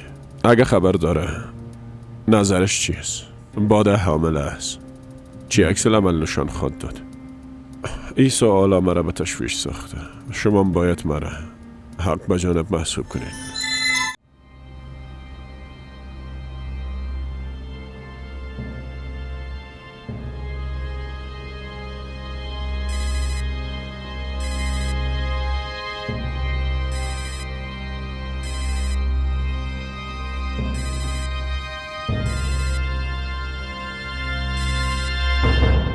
توبه توبه هنوزم خواب است. من چیزی گفتی خواهر؟ توران هنوزم خواب است. خواستم صبحش آماده کنم. نه خیر نه خیر، تو رو نگفتیم. تو شکم او بچه را سیر کو، بازو ده حمام گرم کو، میخوایم شاور بگیرم. با این وضعیت چی قسم حمام میکنی خواهر؟ آی بابا چقدر گپ میزنی جمیله. آی دستم بسیار میخوره.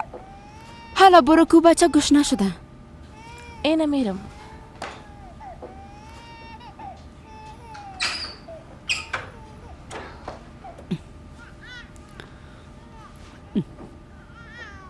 خوش آمدین خانم حمیده. خیرت باشه. ناراحت معلوم میشن. سلطانه قسم وانمود نکو که از چیزی خبر نداری. میفهمم تو آخر مرا میکشی.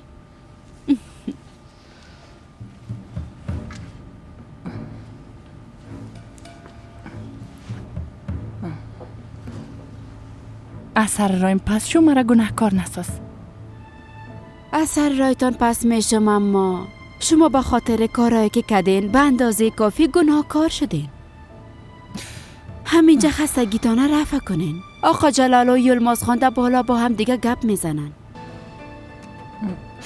آقا جلال به خاطر چی آمده؟ نمیفهمم خانم. من خانم خانه نیستم که از هر گپ و هر دقیقه به ما گزارش بدن. خودتان برین ببینین.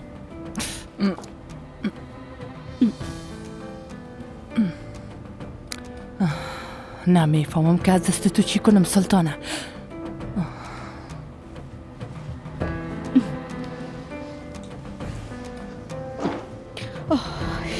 این لعنتی مرا کشت. نمیفهمم چی با خوب خواهد شد.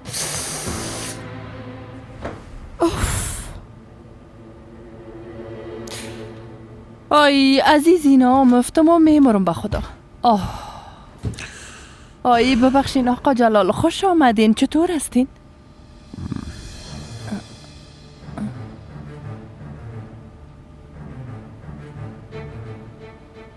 چی گپ است؟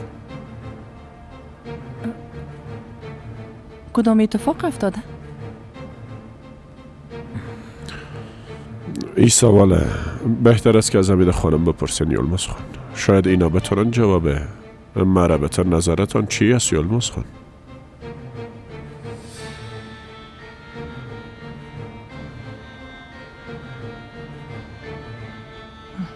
یلماز خان چی شده؟ این حقیقت داره که هوا زنده است یا نه؟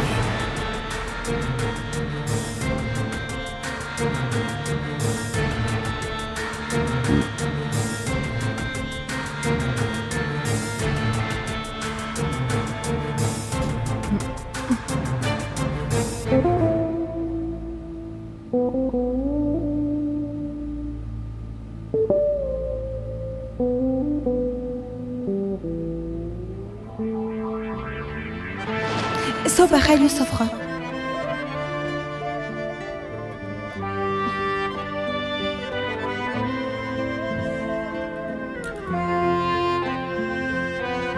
هوا تا گپ از گپ نگذشته بیا که با هم گپ بزنیم. چرا پیشنهاد مرا قبول نمیکنی؟ ما امشب در خانه تابستانی می باشیم. لطفاً بیا که با هم گپ بزنیم.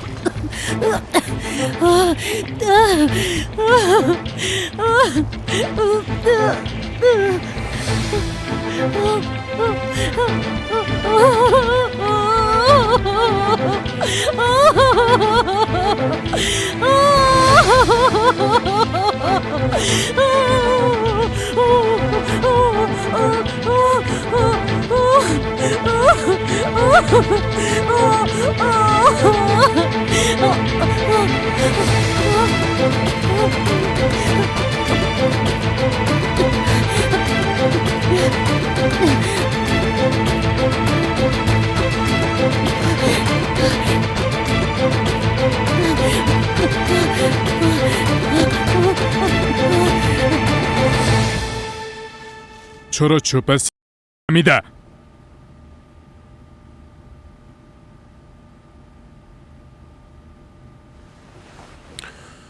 بعض سوالات در ذهن ماست خانم حمیده.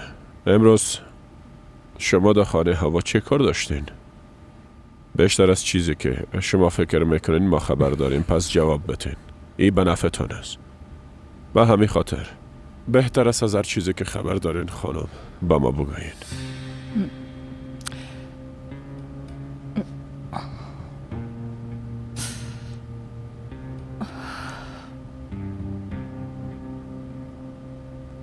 فکر نمیکردم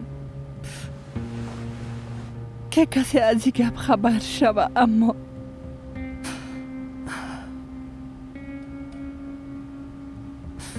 هر کاری که کردم به خاطر خوبی بچیم کردم. یعنی چی؟ تو میفهمی که چی میگی؟ منتظر چی هستی حمیده؟ حقیقت با ما بگو.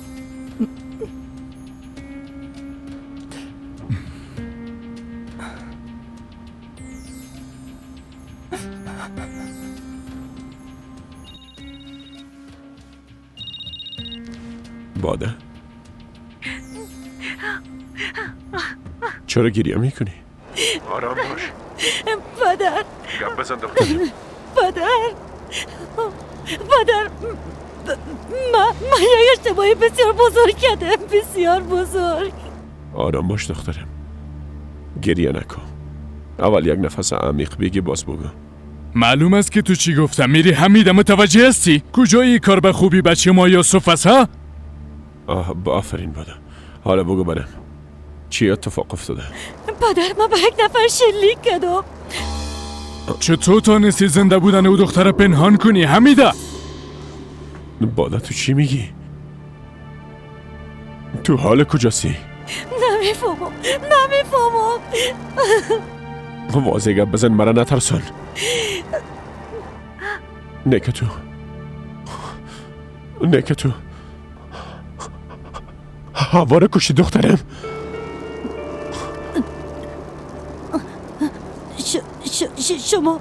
شما از کجا فهمیدین پدر؟ خدا لعنتت کنه. چرا این کار کردی؟ مطمئن هستی که مرده؟ پدر نمیفهمم، هیچ چیزا نمیفهمم. من به اون شلیک کردم، او در روی زمین افتاد، دیگه چشماشو باز نکرد. بسیار میترسم پدر. خواهش میکنم برین به او کمک کنین پدر جان، لطفا. خواهش میکنم برین کمکش کنین. درست است. آرام باش دخترم، آرام باش. حال او در کجاست؟ در خانه خود است؟ بله در خانه‌ش است. کسی اونجا بود که او صحنه را دیده باشه دخترم؟ نه هیچ کسی نبود، فقط ما او بودیم. من میخواستم قسم شوه پدر، به خدا مرمی خودش شلیک شد. نمیفهمم دفعتاً چطور شد، فقط دیدم او در زمین افتاده، غرق خونه هست. گوش کن آرام باش. گفتم آرام باش. گوش کن، ما حالا پیشت میام. از هیچ کس و از هیچ چیزی نترس، فهمیدی؟ کل چیز حل میشه. تو فقط آرام باش، خودم حلش میکنم. فکرت باشه که با یوسف چیزی نگویی. درست است. تو حال کجاستی؟ نمیفهمم پدر، من بسیار ترسیدم. به یک جایی آمدم که هیچ نمیفهمم کجا. اول آرام باش و نمود که از هیچ چیز خبر نداری. باز همه تو برو خانه هوا، ما همونجا میام. گوش کن، هر کس برات زنگ زد جواب کس نمیتی. فهمیدی دخترم؟ نباید کسی چیزو بفهمه. فهمیدی چی گفتم؟ آقادر گریه نکن، فکرت بگه پایین باشه. فهمیدم. درست است. پس حالا برو به جایی که برات گفتم. وقتی رسیدی برام زنگ بزن. درست است پدر. من خو هیچ نمیفهمم. این چه قسم وضعیت است ها؟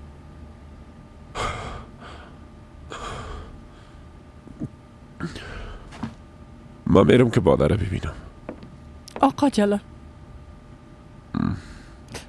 لطفاً بگه پایم باور کنید. من تمامی این کارها را به خاطر خوشبختی باده و یوسف کریم قسم میخورم. در این باره بعداً باز گپ میزنیم، فهمیدین؟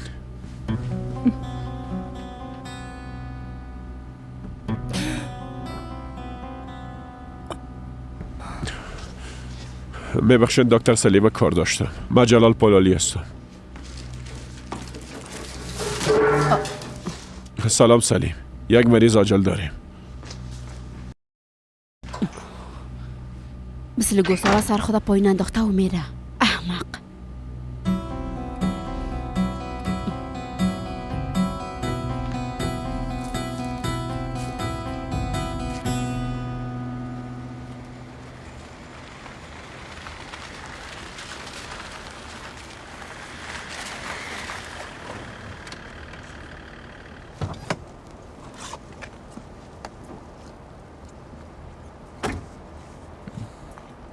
بچم خانم شریفه را کار داشتین؟ اونا از اینجا رفتن.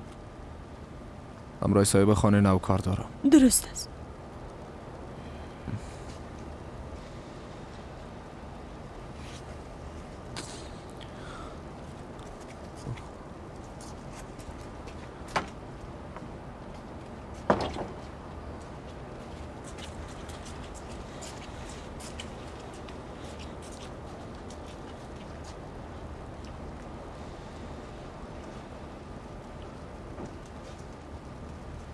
هوا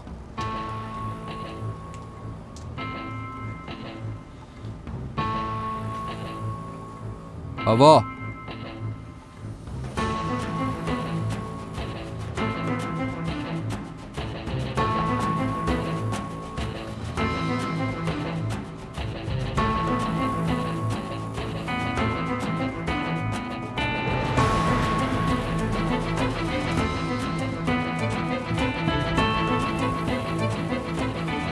هوا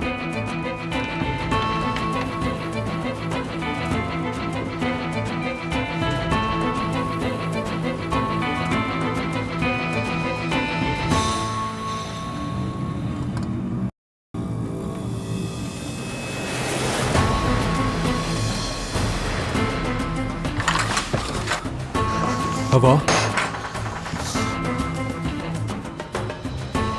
هوا هوا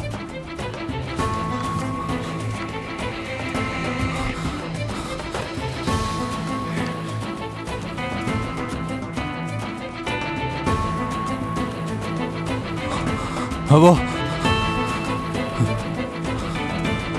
هوا چشمایت باز که هوا هوا هوای ما مرا تنها نمان. اعصاب من خراب نساز، برو داخل. تو را با خدا آرام باش یلماز خان، بلیاز خدا آرام باش.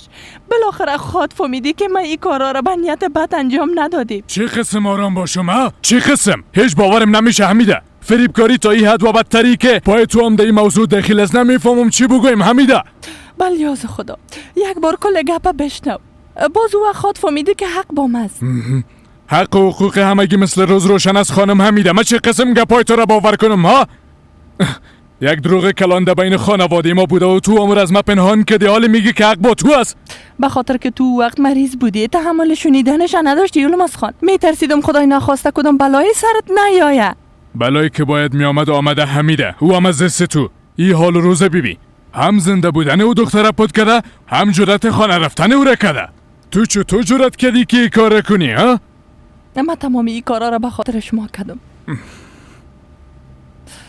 به خاطر خوبی خانوادیم کردم. تمامی این آبرو ریزیاره به خاطر که نظم و اتحاد خانواده ما از بین نره انجام دادم. نظم و اتحاد؟ از اما اول من کدام هدف دیگه نداشتم یلماز خان. یوسف اگر میفهمید که او دختر زنده است، تو ما خانواده ما را هیچ کس در نظر نمیگرفت، پیش هوا میرفت. زندگی اینا چی میشد؟ اگر با جای ما شما میبودی نمی کارا میکردی. چی گفتی حمیده؟ یعنی تو کل چیزه از امو اول میفهمیدی همه تو نیست؟ پس تمامی کارا، تمامی فریب کاریا، کلش نقشای تو بوده حمیده؟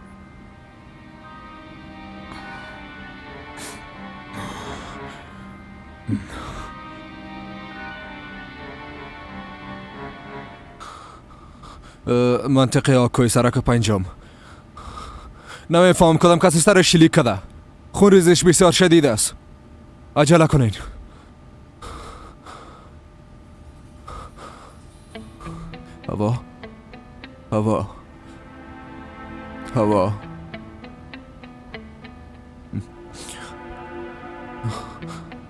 هوا تحمل کن.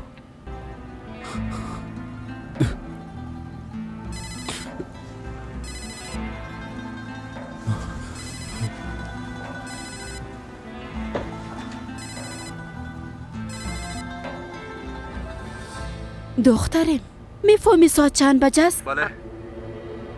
یوسف بچم خیرت باشه. خاله اتفاق بدی افتیده.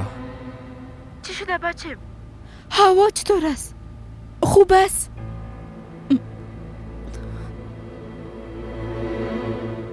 تو میخوایی با این کارایت مرا بکشی حمیده؟ چطور تونستی این کار کنی؟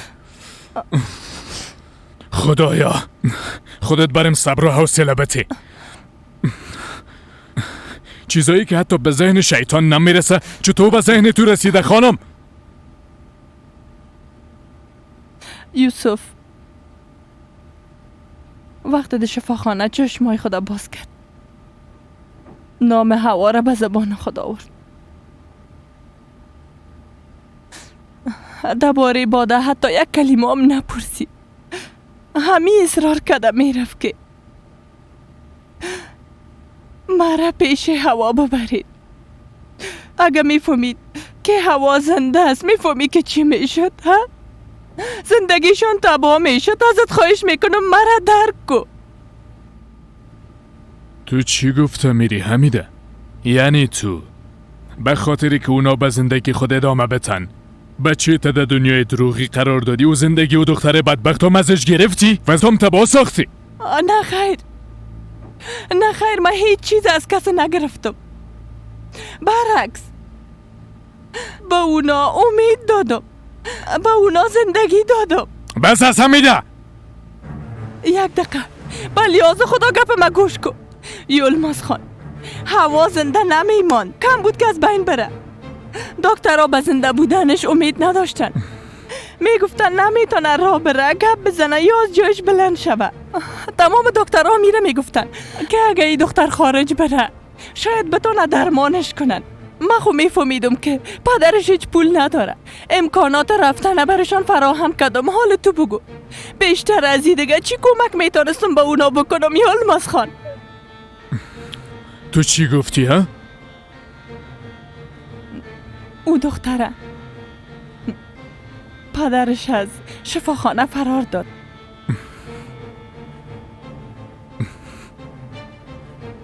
به خدا حیران ماندم.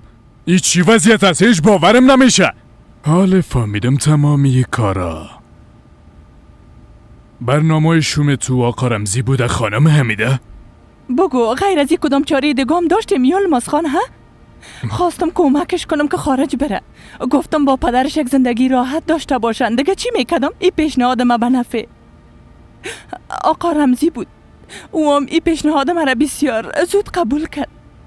به نفعش بود گفتی؟ بله، به خاطر که دخترش خوب میشد میتونست راه بره، گپ بزنه. او کاملا به این گپ راضی بود. یعنی چی که راضی بود؟ خودت هم یاله گفتی که او حتی یک لیرام نداشت که دختر خودت تداوی کنه.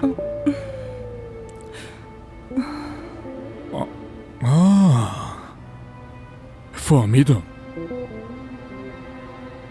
تو به پدر او دختر پول دادی همه تو نیست؟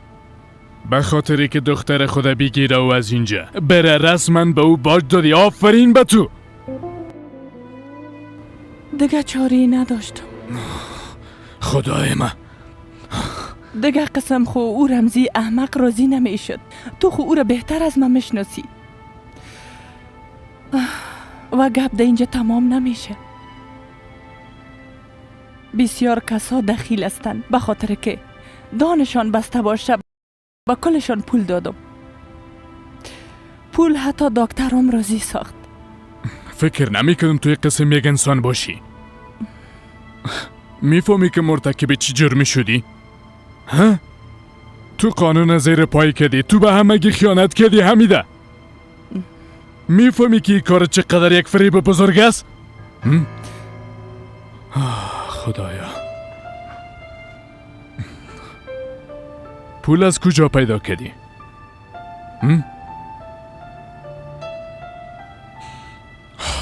بسته کردن دانه و قدر آدم کاره آسان نیست. حمیده جواب بده. حمیده گفتم و قدر پول از کجا کردی؟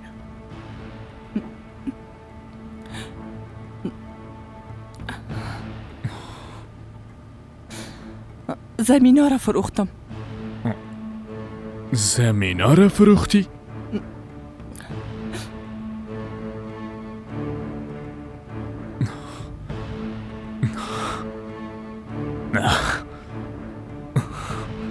یلماز خان،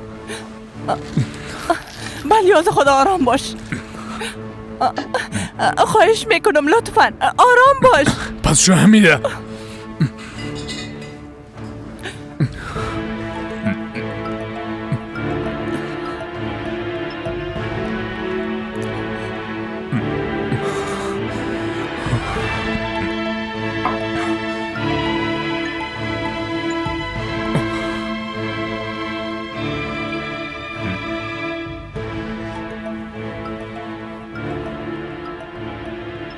حمیده باید کل گپا را از ما اول دانه دانه بریم بگی. فهمیدی که چی گفتم؟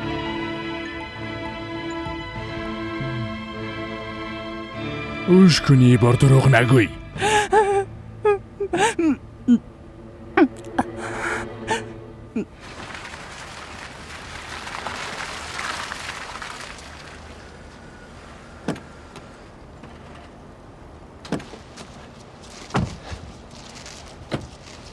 بیا سلیم بیا.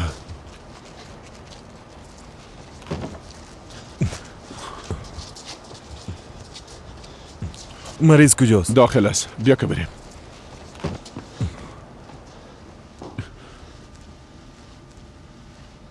باید بالا بریم.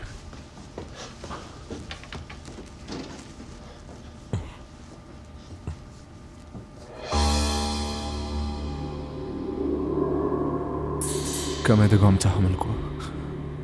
فقط کمی دیگه. یوسف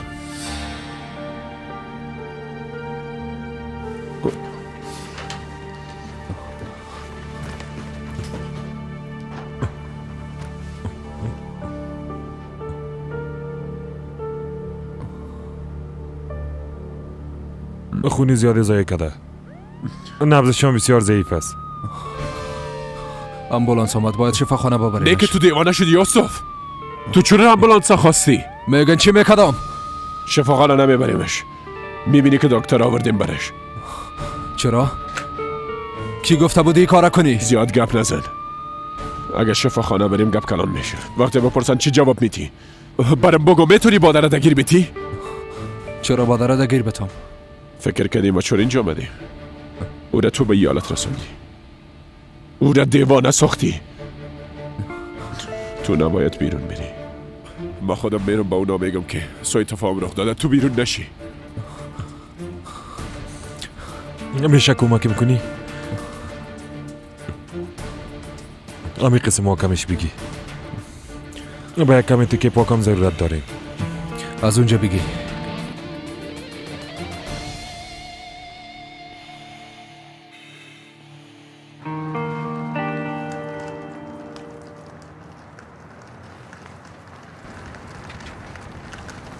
شریفه میخوای کجا بری زن؟ بیا اینجا تاکسی هست، بیا که بری پیش دختر خود. ما میخوایم که تنها برم. وقتی رسیدم نمیخوایم تو رو ببینم، فهمیدی؟ میخوایم همراه دخترم تنها باشم.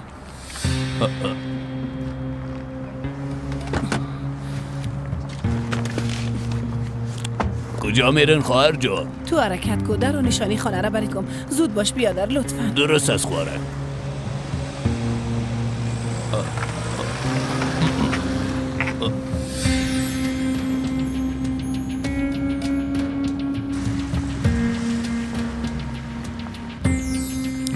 خب بعدن چی شد؟ میخوایم بفهمم. همین دیگه، او دختر از دستم فرار کرد. اگه عکسش می بود حال وقت در امریکا می بودن. پس از پیشت فرار کرد ها؟ خب امروز چی قسم با هم ملاقات کردین؟ هنوزم میخوایی برم دروغ بگویی حمیده؟ اما من خو کل چیزه برات واضح گفتم. یلماز خان لطفاً باور کو.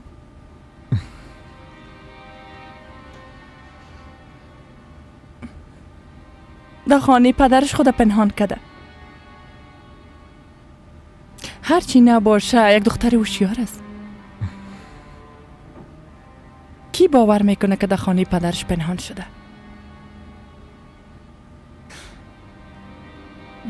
مرا صدا کرد. میخواست که همراهم گپ بزنه. مام رفتم. خب گفت که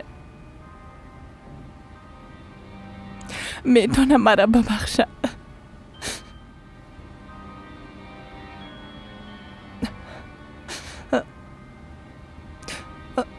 او نمیخواه مرا تسلیم پلیس کنم. به قدر آسانی تو را بخشید. او چطور تو را بخشید حمیده؟ اگه او دختر پیش پلیس نره مطمئن باش که دیگران میرن همه چیز میگن تا زندانی شوی. هیچ نمیفهم که تو چطور این کار کردی حمیده؟ چطور تانستی؟ هیچ فکر نکردی که تا حال در دنیا هیچ چیز پنهان شده نتانسته، حتی دروغ ساده. باید میفهمیدی که بالاخره یک روز افشا خواهد شدی. تا حال در این باره فکر نکردی که اگه مردم منطقی ما از این گپ خبر شون چه قیامت برپا میشه؟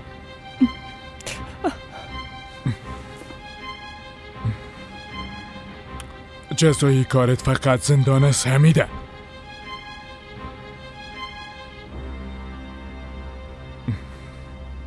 جدا از که اعتبار خانوادگی ما را به خاک یکسان کردی و ایرام میفهمی که بچه ما یوسف با درد چی وضعیت قرار داده حمیده. حال تمامی گپا ربان، تو چطور تانستی امرای ما ای کار کنی؟ چطور تانستی در مقابل مرده که 40 سال امرایش یک جای در یک خانه زندگی کردی با خانوادش یک قسم فریبکاری را انجام بدی؟ ای چه قسم رسالت است حمیده؟ ای چه قسم به احترامی است که تو انجام دادی؟ تو چطور این کار همراه شوهرت کردی؟ سری کی اعتماد کردی؟ اما کدام منظور بد نداشتم یلماز خان. من خواستم که هر کس باید به خواست خود زندگی کنه. همه چیز باید خوب شود. تا امروز خو همه چیز خوب پیش می رفت، اما اینو نمیفهمم که چرا دفعتن همه چیز از بین رفت. یلماز خان، یوسف وقتی که فهمید هوا زنده است نزدیک بود دیوانه شود. هر کاری که کردم نتانستم مانع شوم. حتی با بادام همه چیز گفت. برش گفته که هوا زنده است. برش گفته که میخوایم از تو جدا شوم و با هوا عروسی کنم. میبینی خانم حمیده، اگه بچه خودتون باشه حتی نمیتونی کسی که در قلبش جای داره او را پاک کنی و کسی دیگر را جای بدی. بله.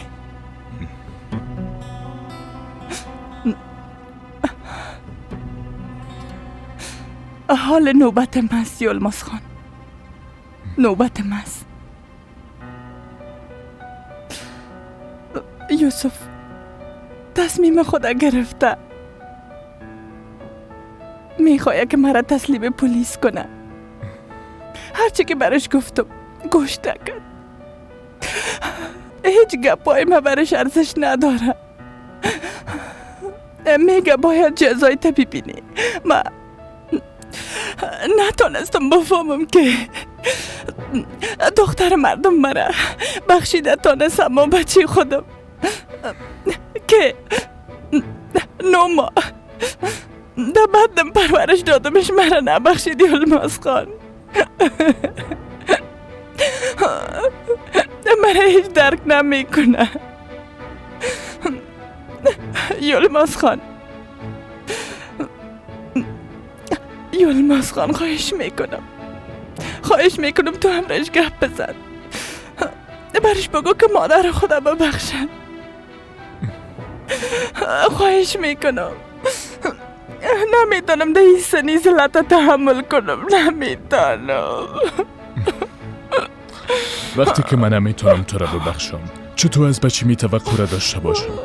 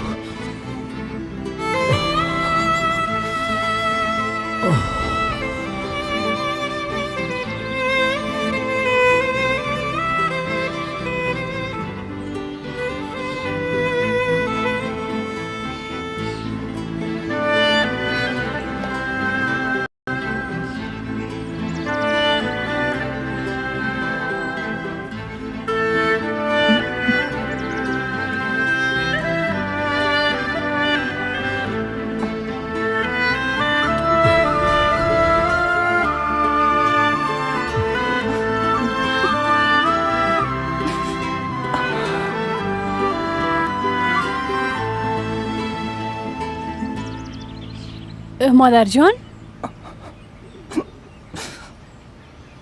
مادر؟ مادر جان بگو این چی شده؟ چیز نپرس منور. خواهش میکنم از من چیز را نپرس.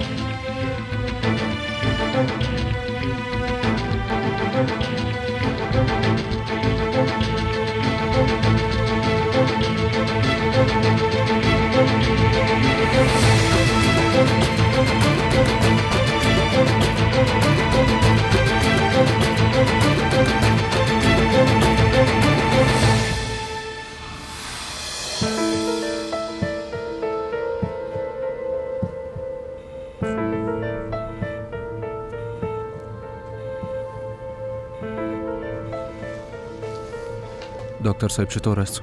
باید خون ریزیش توقف بدیم. زنده خو میمونن نه؟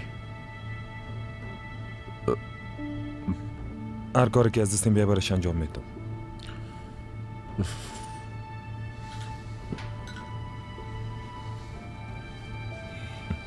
میشه کمی ما کمتر بگیرین؟ چرا؟ امکان داره کمی درد داشته باشه.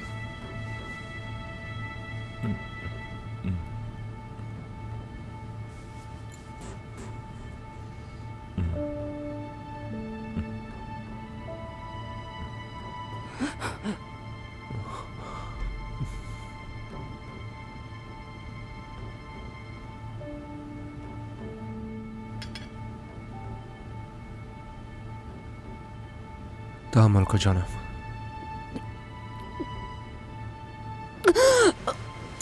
تحمل کن جانم، من پیشت هستم.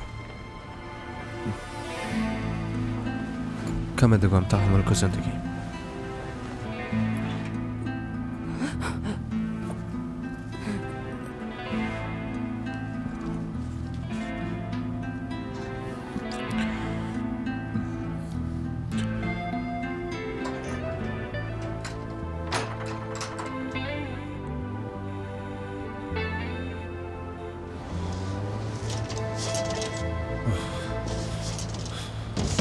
خدا لعنتت کنه.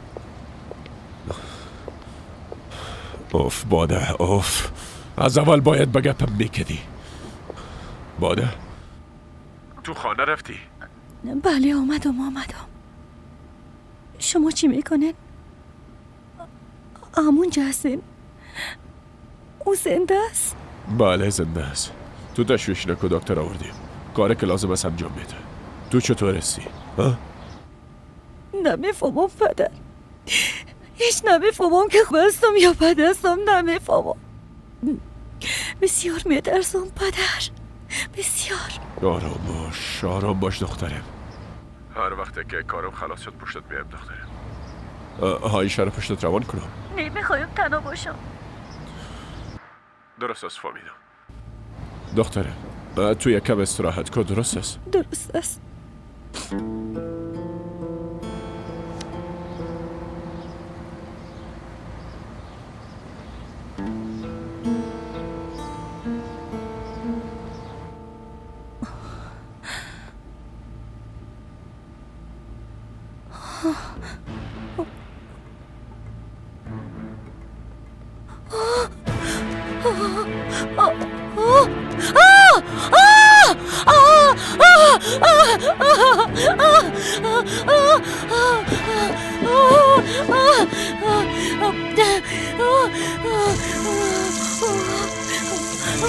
پاک شو زوچو، پاک شو زوچو، پاک شو. چرا پاک نمیشه؟ چرا پاک نمیشه؟ پاک شو.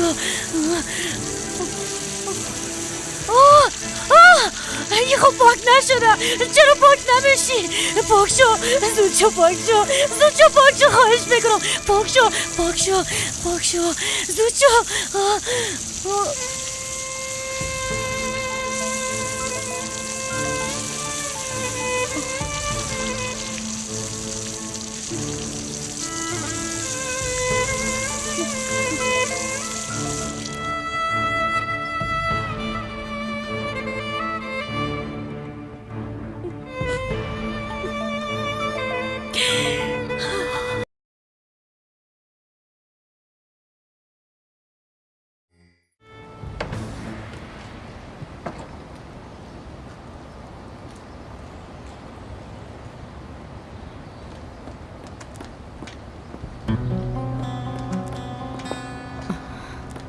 آقا جلال تو ایره میفهمیدی؟ هوا دخترم.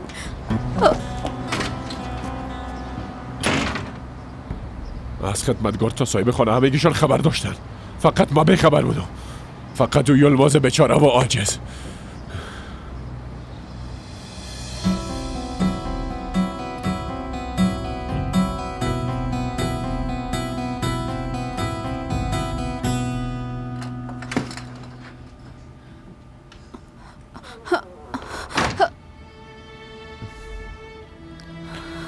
دخترم دختر قندم، دختر گلم. دخترم خوب میشه یا نه؟ من کوشش خودم میکنم خانم، اما زخمش بسیار عمیق است.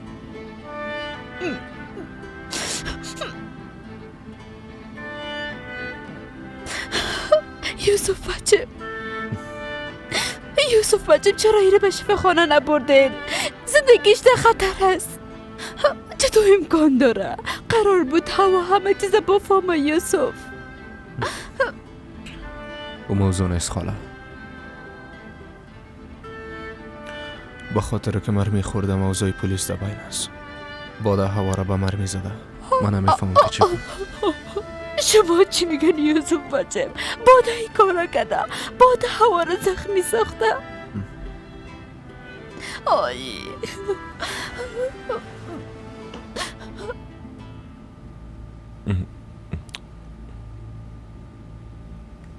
الکل بیارین.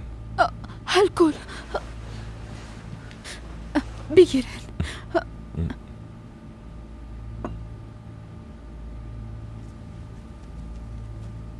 بخس یوسف بچم، بلند شو که بیرون بریم، رنگت سفید پریده. بنداج بیارین. بنداج.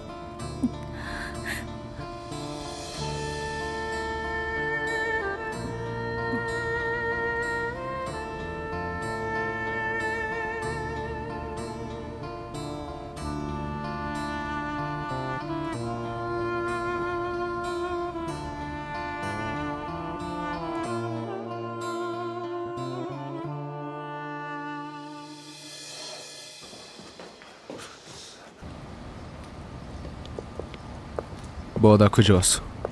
هوش کنی که دیگه نام دخترم به زبان نیاری. تو از چی خبر داری که قسم گپ میزنی؟ نمیخوایم چیزا بگویم و نمیخوایم چیزا بفهمم. هر چیزی که بود تو را درست فهمیدم. تو امیر باید بفهمی. میدونی که پای باده ای کار داخل شوه این موضوع باید حل شوه. او زنه که داخل است باید ایره فراموش کنه که باده سر او شلیک کنه. هر کاری که میتونی انجام بده باید او را قانع بسازی. اگه دختر مرا چیز شوه یوسف تمام زندگی تا از بین میبرم. باز وقت تو همه چیزت از دست میتی. اعتبارت، نامت، هر چیزت از دست خود دادی یوسف.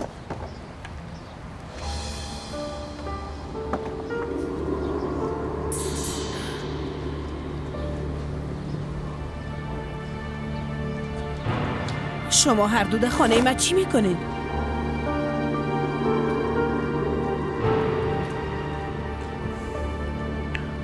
همراه شما گپ میزنم.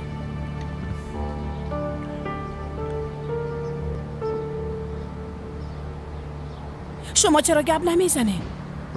هیچ گپ نیست خانم شریفه. دخترم کجاست؟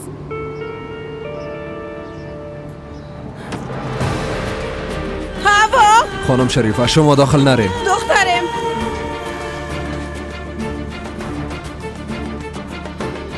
هوا!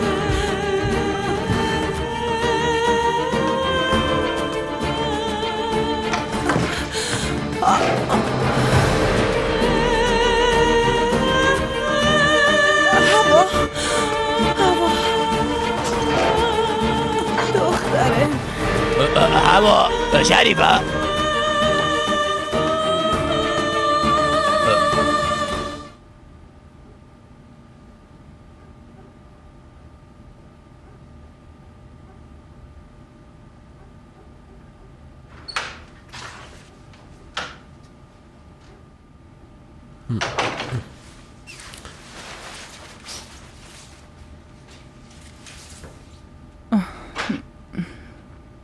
خیرت است خانم کاکا؟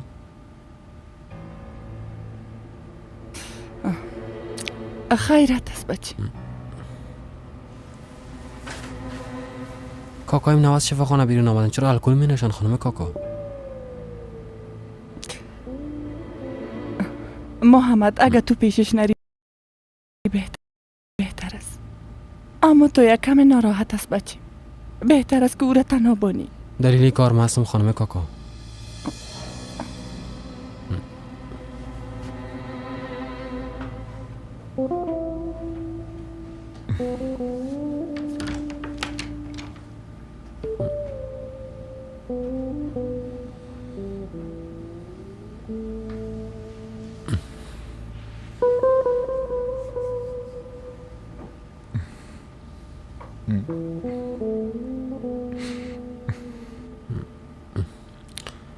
فکر کردم که امرای جونید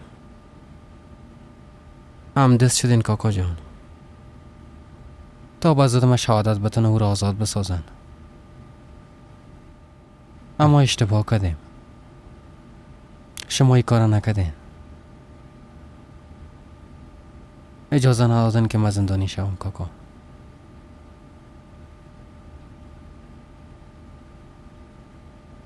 اما کارهایی که من کردیم قابل بخشش نیست. شما را ناراحت ساختم. من باعث شدم که در این وضعیت قرار بگیرین، اما شما ستون خانواده ما هستین. از پدرم که در برم نزدیک هستین. ستون کدام خانواده؟ من فقط یک بیگانه هستم فامیلی.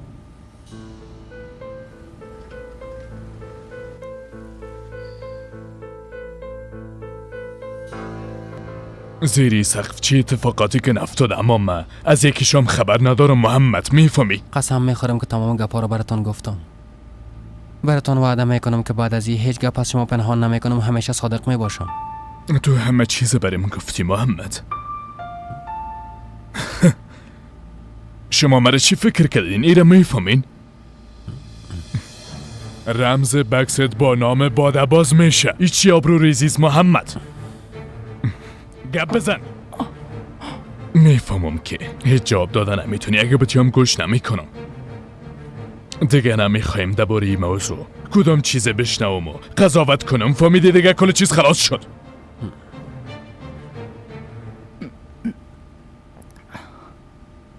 از روز اول وقتی او را دیدم، یعنی همون روزی که نو به شرکت ما آمده بود، عاشقش شدم کاکا جان. تو خجالت نمیکشی و همه چیز بریم قصه میکنی؟ آیا عاشق شدن گناه است کاکا جان؟ شما خو میفهمنده وقت در فکر هوش یوسف فقط هوا جای گرفته بود، کس دیگه ای نه. خب این گپ به تو چی ارتباطی داره محمد؟ اصلا کلش اشتباهی خودم است. واقعا حیف است به خدا. ها به کسایی که میگفتم خانواده هستین، عزیزای هستین، جانم هستین، اما متاسفانه که سر هیچ کدام شما اعتماد نمیشه. گناه شما نیست کاکا. ما هیچ وقت نتونستم که گپ دل خدا بگویم. ما عاشق بالا شده بودم، اما نمیتونستم به کسی بگویم. با شما چطور میتونستم بگویم؟ خواهش میکنم نرین کاکا جان. اجازه بدین که تمام گپای دل خدا براتون بگویم. اگر چیزی نگویم دلم میکفه کاکا جان. او وقت باز نمیتونم با شما و خانواده مقابل شوم.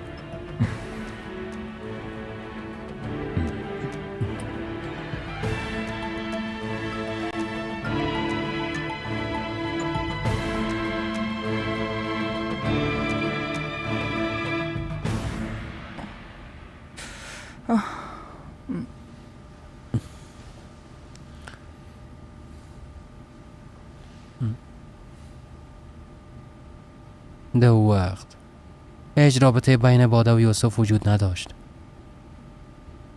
یوسف دیوانوار عاشق هوا بود. حتی یوسف یک روز فهمید که من باده را بسیار دوست دارم.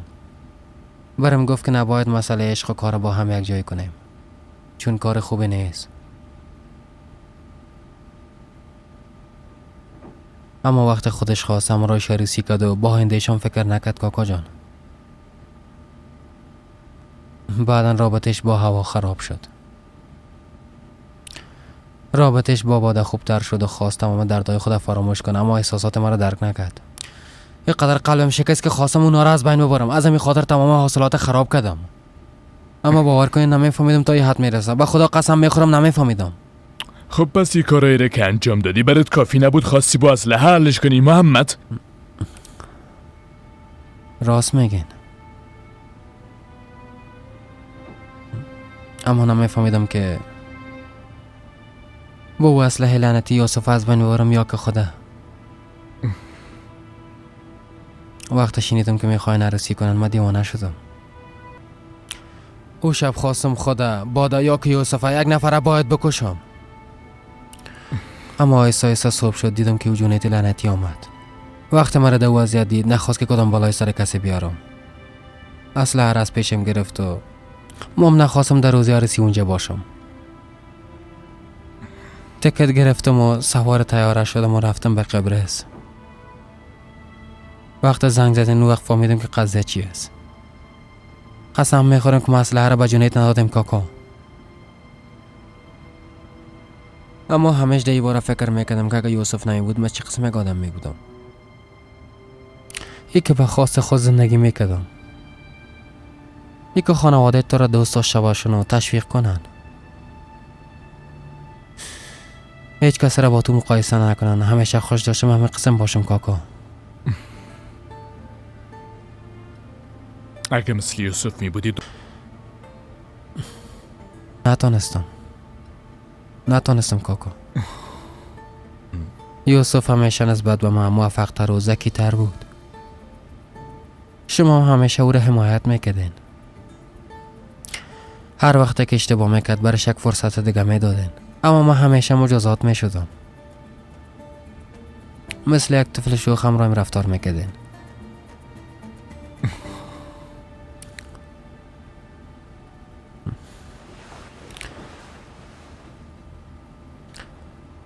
اما اگه حال مرا نبخشین و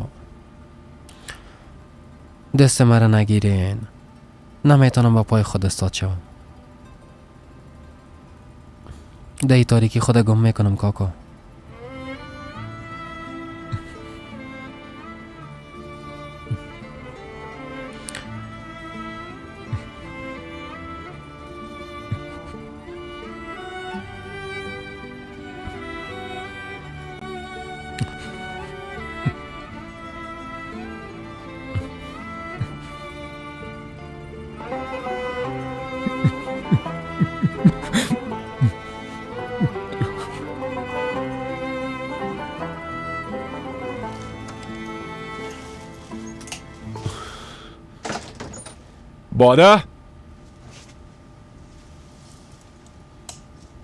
باده دختره.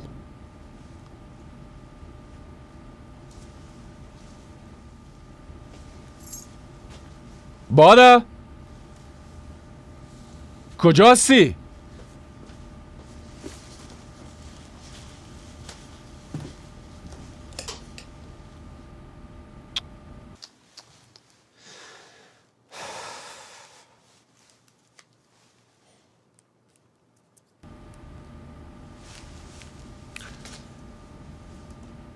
بفرمایین پدر. تو کجا هستی دخترم؟ وقتی که خانوادم نبودی ما برات نگفته بودم که جای نری؟ وضعیتم خوب نبود پدر. خدا شفاخانه رساندم. حال کجا هستی؟ میخوایم پیشت بیایم؟ نه پدر. بیازو حال خودم پس میایم. هوا چطور است؟ مرده پدر؟ نه زنده است، اما وضعیتش بسیار وخیم است. بسیار خون ریزی کرده. امشب همه چیز معلوم خواهد شد. درست است. پرستار میخوای فشارم معاینه کنم. باید قطع کنم.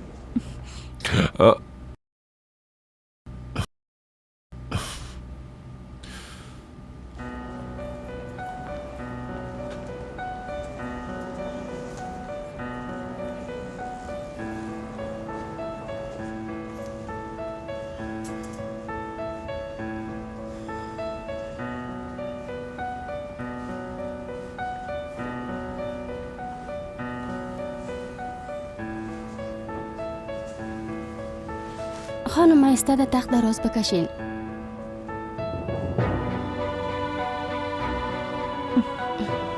دفعتا استاد نشین فشارتان پایین میشه. شما هنوز تحت تداوی هستین، درست است؟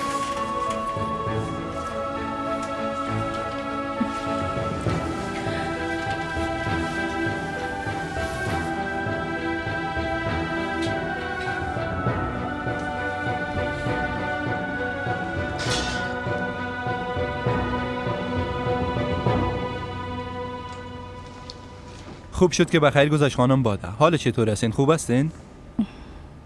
خوب نیستم. میفهمم. بعد از عملیات کدام مشکل جدی براتان پیش نامده؟ آزمایشتان هم عادی است. فقط استراحت کنین. با تشویش چیزی نباشین. پرستارا را میگم که متوجهتان باشن. یعنی همه چیز خلاص شد؟ یک قسم فکر نکنین خانم. بعد از اینکه خوب شدین دوباره انشالله میتونین که حامله شوین. اما چرا تا کدو؟ چرا این کار کدو؟ چرا کاری کدوم که طفل خود از دست دادو؟ طفلم از دست دادو. بعضی وقتا اگه هیچ ضربه از بیرون وارد نشه امکان داره که یک قسم اتفاقات رخ بده. فقط استراحت کنین. با تشویش چیزی نباشین. خدا را شکر که شما را چیزی نشده. بازم شفا باشه خانم.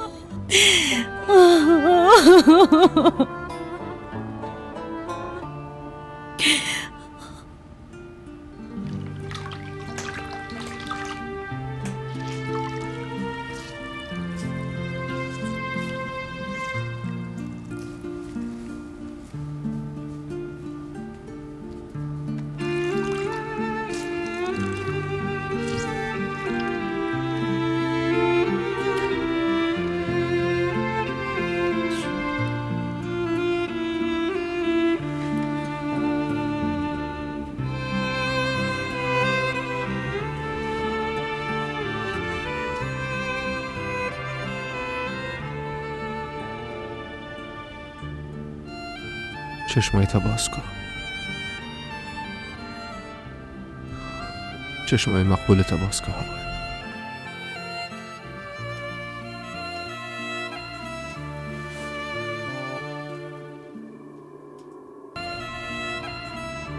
چطور تانستین که ایگه پس ما پنهان کنین؟ چرا؟ خواهر برتان خو گفتم به خاطره که به زندگی هوا خطر مواجه نشه ای کار کردیم. با خدا کاملا دست پای ما بسته بود. میفهمم که چه قسم متوجهش بودی. دختر من فکر میکردم که زنده است، اما دفعتا جنازهش برم نشان دادی. حداقل دختر معصومه به شفاخانه ببرین لطفا. نمیبینین که چه قسم جان داده میره؟ اول باید او را هوش خود بگیرم. اگه جانم به خیر است چرا همراه دختر من این کار کردین؟ من دختر خود از شما میخوایم.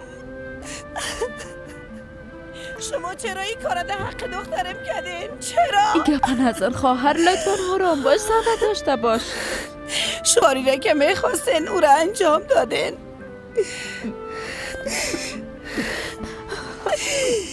دخترم، هوایم، دخترم.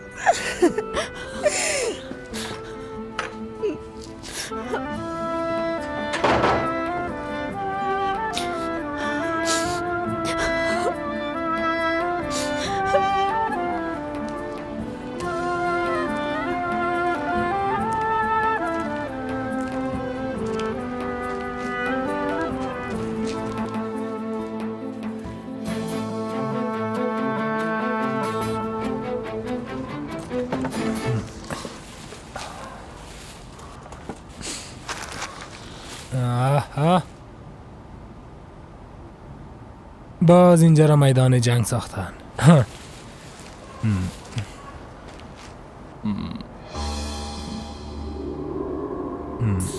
رمزی بیادر، تو اینجا چی میکنی؟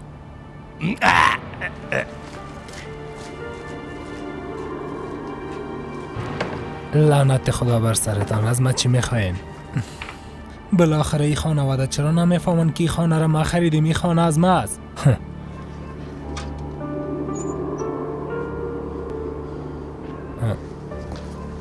سلطانه خانم،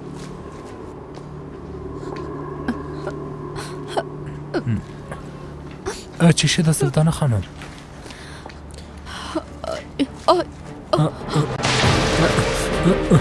او خدا لعنت، چی گپ شده سلطانه خانم؟ لطفاً بگو چی شده؟ لطفاً.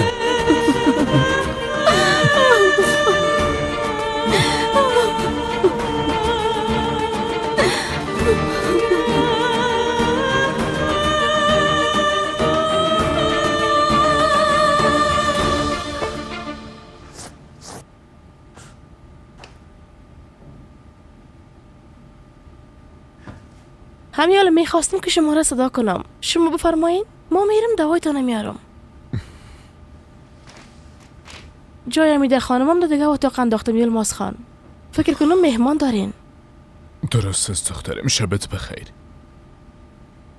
شب شما بخیر یلماز خان.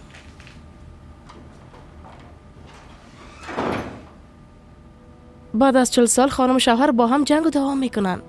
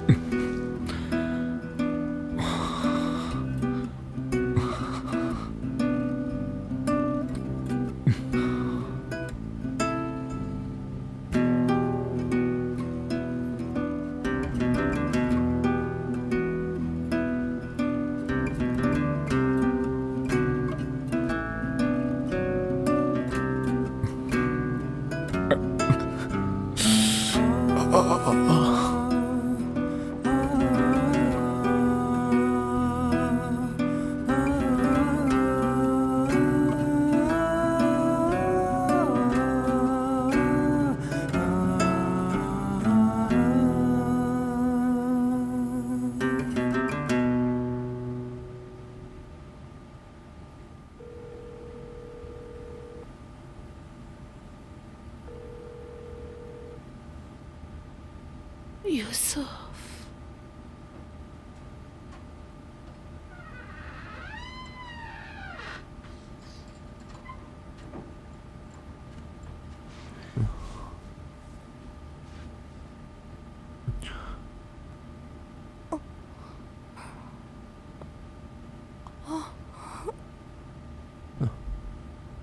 خدا را شکر.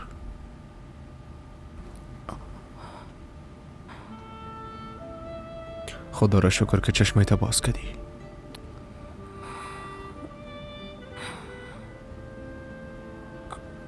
وعده کن که مرا تنها نمیمانی. وعده میتم عشقم، از پیش دور نمیشم.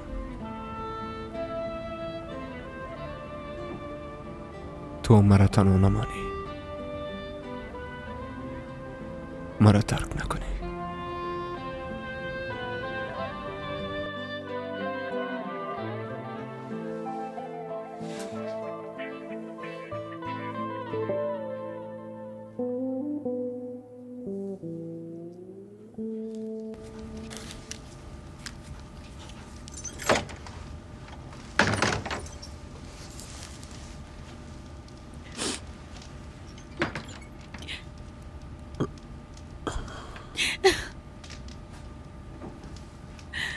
باده؟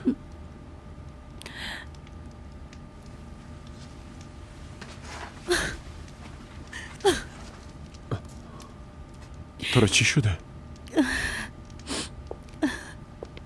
خوب معلوم نمیشی باده. بیا بشی.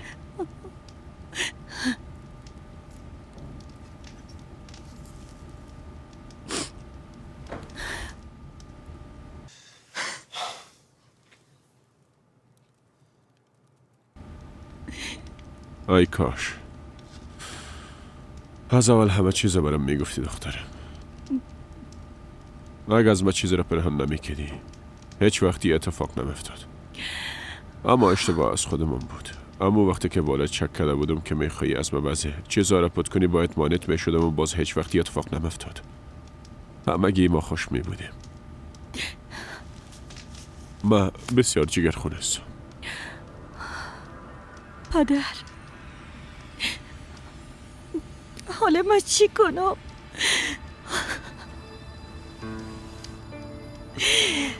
دخترم اول متوجه خود باش، نیاز نیست که بعد دیگه چیزو فکر کنی. من حلش میکنم، تشویش نکن. تو یک اشتباه کردی، یک اشتباهی بسیار بزرگ. اما هر کسی که باشه در قسم وضعیت خدا اداره کرده نمیتونه دختره. طرف مسئله کن. ببین چی میگم. تو دختر جلال پالالی هستی، یعنی دختر من. تو باید یک دختر قوی باشی. باید با تمامی مشکلات مجادله کنی. هیچ کسی نمیتونه از تو شکایت کنه. این موضوع هم دیگه بسته شده. موضوع شوارت هم دیگه من تمام شده. میخوایم بر تو امیره بگویم که دیگه یوسف و خاطراتشه فراموش کنم. میخوایم که درباره‌اش دیگه یک کلمه هم بشنوم. ها؟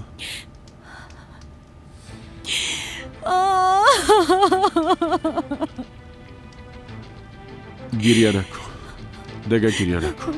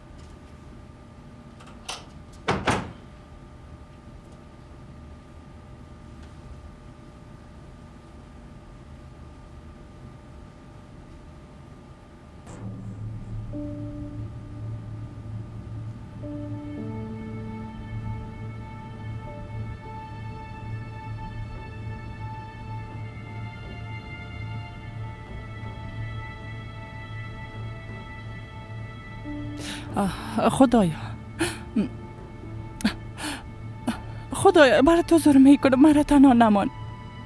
خواهش میکنم.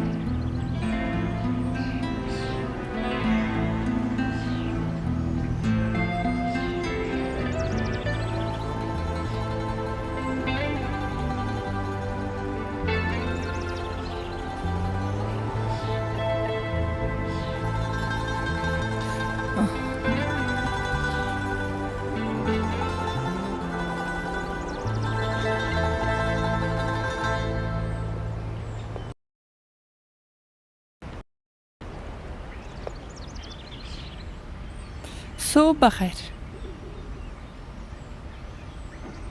از من خفه هستی نه عزیزم؟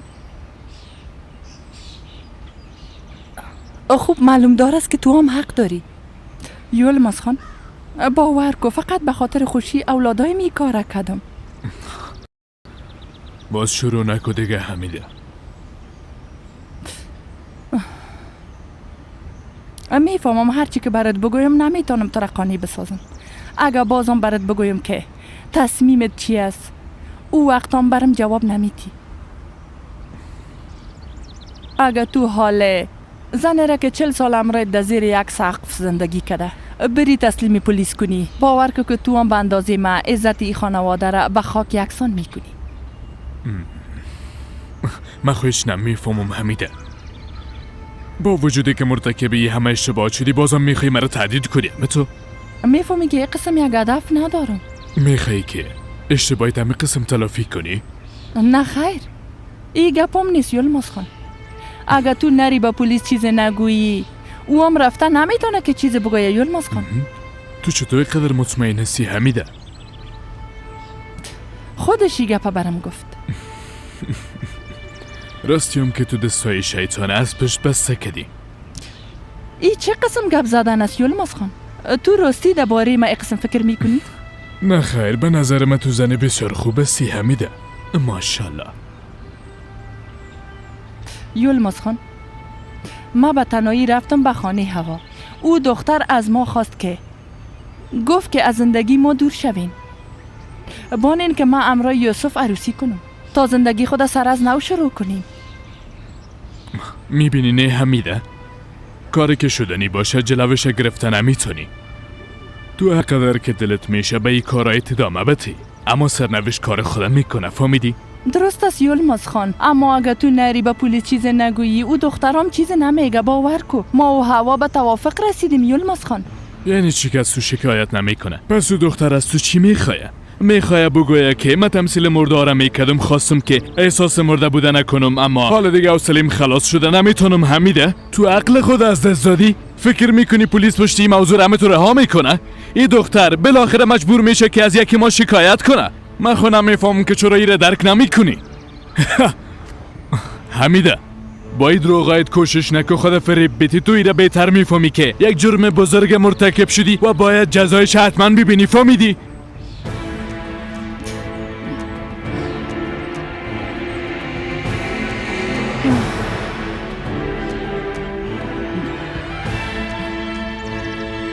جونید این طرف آمده میره. جونید؟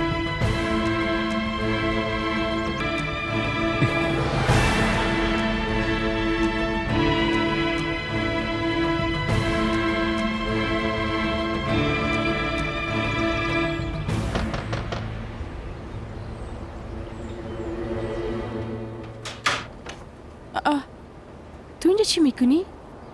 یولماس خان در خانه است. صداش کو کمرش کار دارم. تو در زندان نبودی جونید؟ چه قسم بیرون شدی؟ از اونجا فرار کردم و مستقیم هم اینجا آمدم. کی از جمیله؟ تو اینجا چی میکنی؟ جونید؟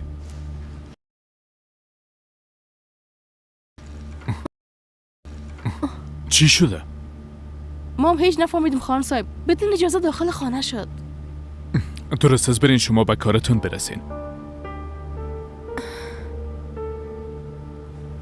گفتم یک بار بیایم شما رو ببینم. تو داخل برو گپ میزنیم.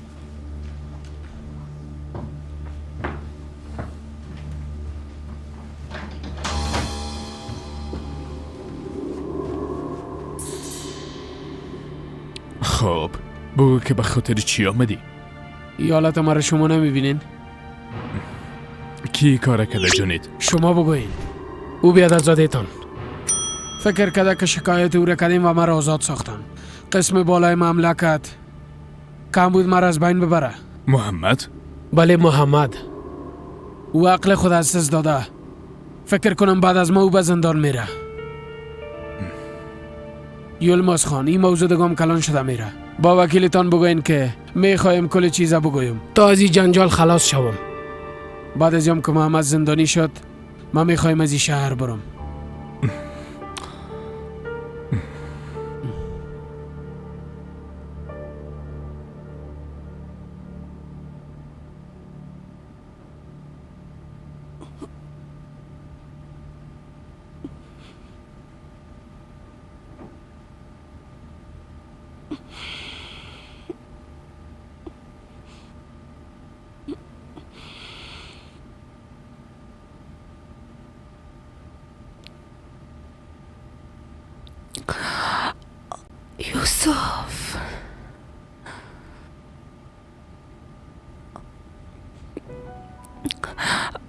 یوسف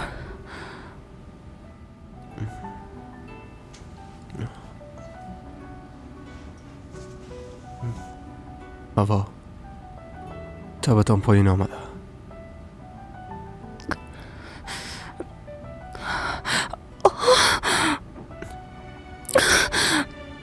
صبر کن، تحمل کن، تکان نخور. دکتر گفتم شب استراحت کنی، بسیار زود خوب میشی. خدا را شکر که به خیر گذشت. تو مرا بسیار ترساندی، اما من نترسیدم.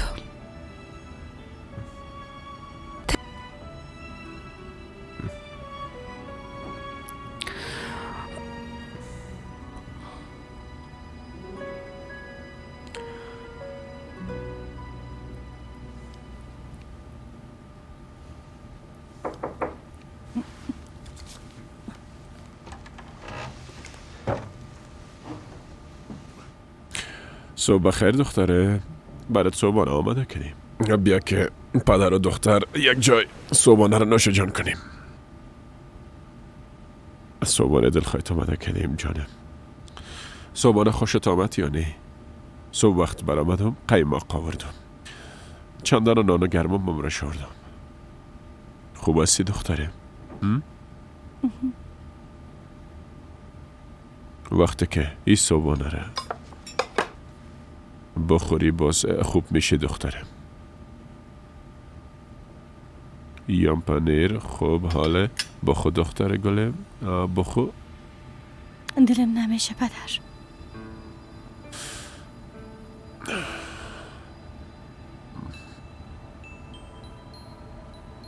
دخترم،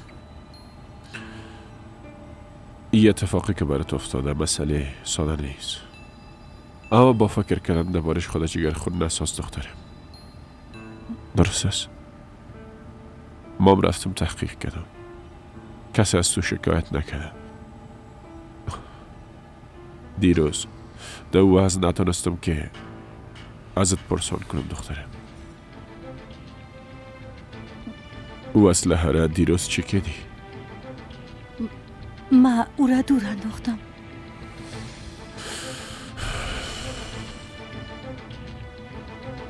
کار خوبه نکردی. ای کاشوره بر من میدونی. امیدوارستم او را جای انداخته باشی که دست کسی برش نرسه. نه پدر، از یک تپه بلند او را پایین انداختم. پایین شامیار جنگل بود.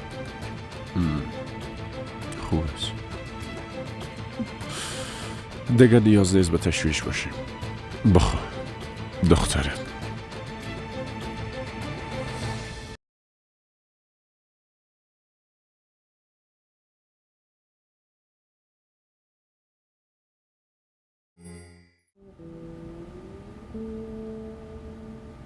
پلیسی چی حتی تو را به شفاخانه نبردیم، در دو راهی ماندیم. اگر تو را به شفاخانه میبردم اونجا هزاران سوال میپرسیدن، مام جواب نداشتم.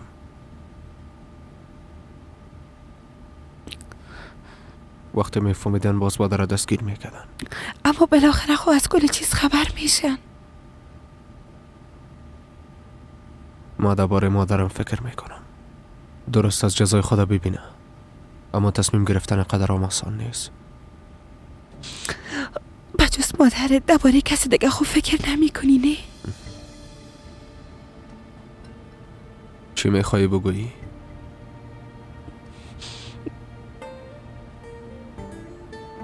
باده برای چیزی گفته؟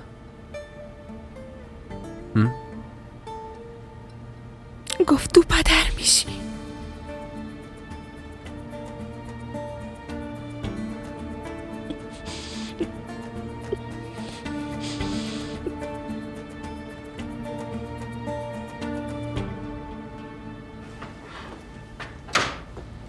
من همراه وکیل گپ میزنم، باز برات خبر میتم.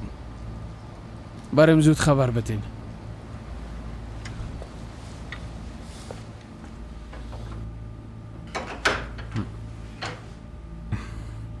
جنید بود کاکا. به خاطر چی آمده بود؟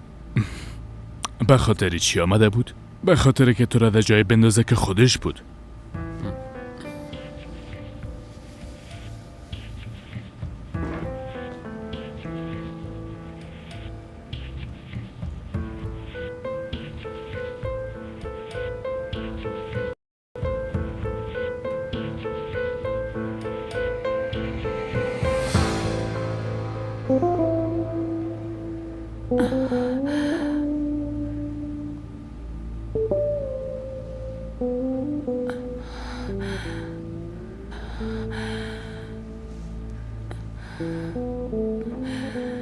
خواهر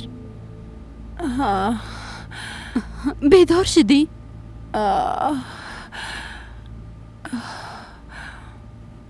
سرم درد میکنه. گنگ هستی خواهر. دکتر گفت که امکان داره سر دور بخوره. دخترم کجاست؟ او خوب است؟ چشمای خود باز کردنی؟ خوب است خواهر، خدا را شکر فعلا بسیار خوب است. تا که خودم نبینم باور نمیکنم سلطانه. دیگه بالای هیچ کدامتان اعتماد ندارم. خواهر باش که کمی خوب شوی، بعدا باز پیشش میریم، درست است؟ او طرف برو. دیگه نمیتونی که مرا فریب بدی، نمیتونی مانع شوی، نمیتونی مرا چوب بسازی. دیگه برایتان حق نمیدم. خواهر معذرت میخوایم.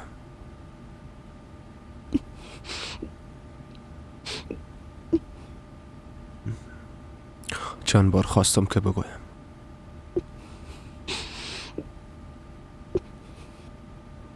کوشش کردم اما نتانستم بگویم. باده گفت حال یوسف مرا اعلان نمیکنه.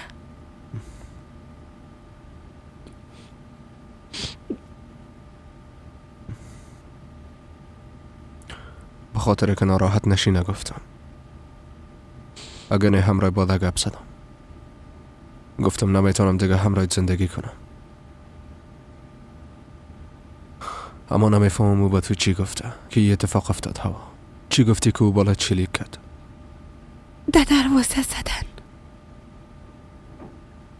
وقت باز کردم دیدم او استاده است. نمیخواستم اجازه بهتم داخل بیایه، اما خودش داخل آمد. باز گفت که حامل هستم. بعدن موبایلش داد، گفت بگی زنگ بزن، با یوسف زنگ بزن و بگو که ازش منصرف شدی. اسلحه خود کشید. من گفتم من نمیتونم.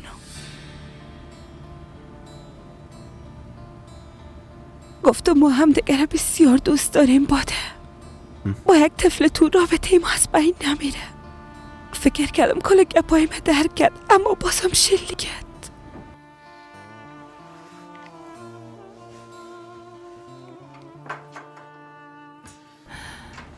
زود از اینجا بیرون شو. شریفه مادر. گفتم بیرون شو. نشنیدی؟ گفتم بیرون شو. بیا بچم، بیا.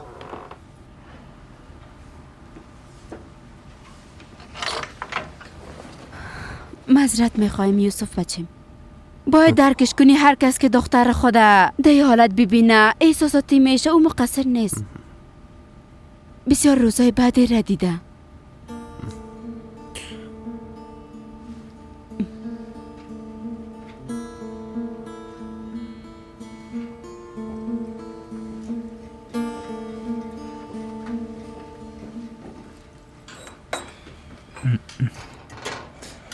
صبح بخیر یوسف خان. صبحانه آماده است، بفرمایین. تشکر میکنم کاکا.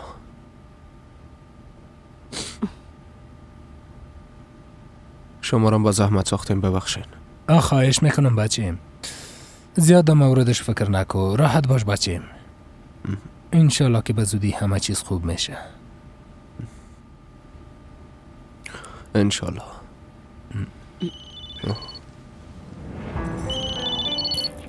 فعلا خداحافظ. بخیر بری بچیم. بفرمایید خانم.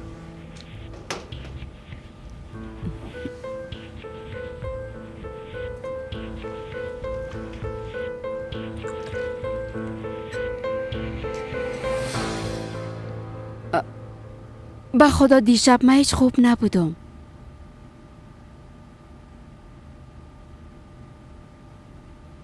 به خاطر هوا بسیار جگرخون بودم. هیچ نفهمیدم چی کنم. آقا رشید مرا ببخشین. جانم هیچ مهم نیست، فراموش کو. چای سبز دم کردیم، براتان بسیار خوب است. بفرمایین.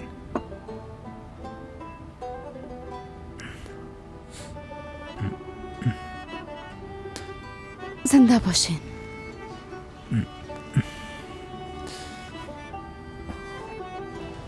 تو کجا هستی؟ از دیر و سال چند بار برات زنگ زدم. پس بالاخره به فکرم افتادی نه یوسف؟ فکر کنم کل چیزا فراموش کردی. حالا هم از من شکایت میکنی؟ میفهمی تو بالای یک نفر شلیک کردی؟ بالای تو دختر شلیک کردم. بله یوسف. حال تو هم پیش هوا هستی. پس پیش کی باشم بادا؟ پیش کی باشم؟ او به خاطر تو با مرگ دست و پنجه نرم میکنه.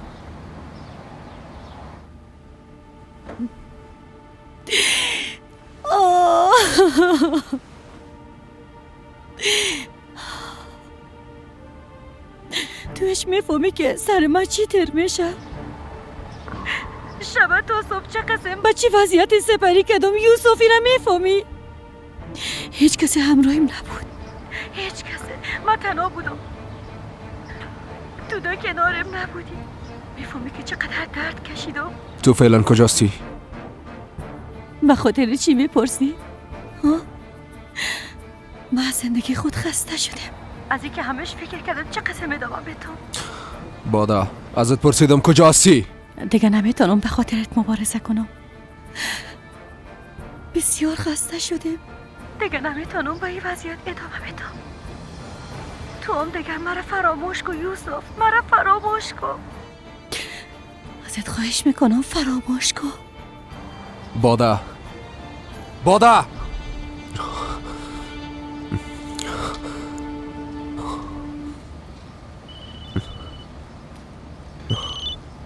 یوسف من بسیار تنها هستم.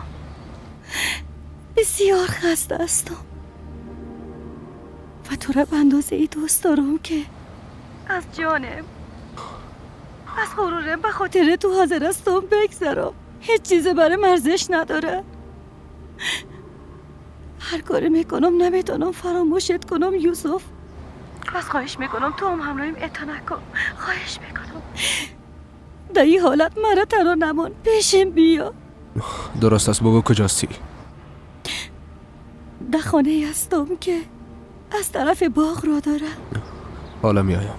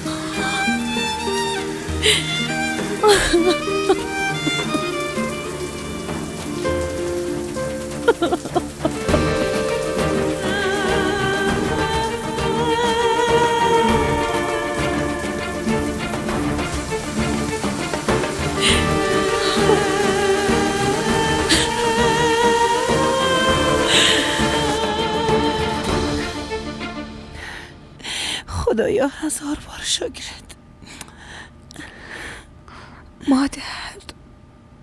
مادر من پشتت بسیار دق شده بودم.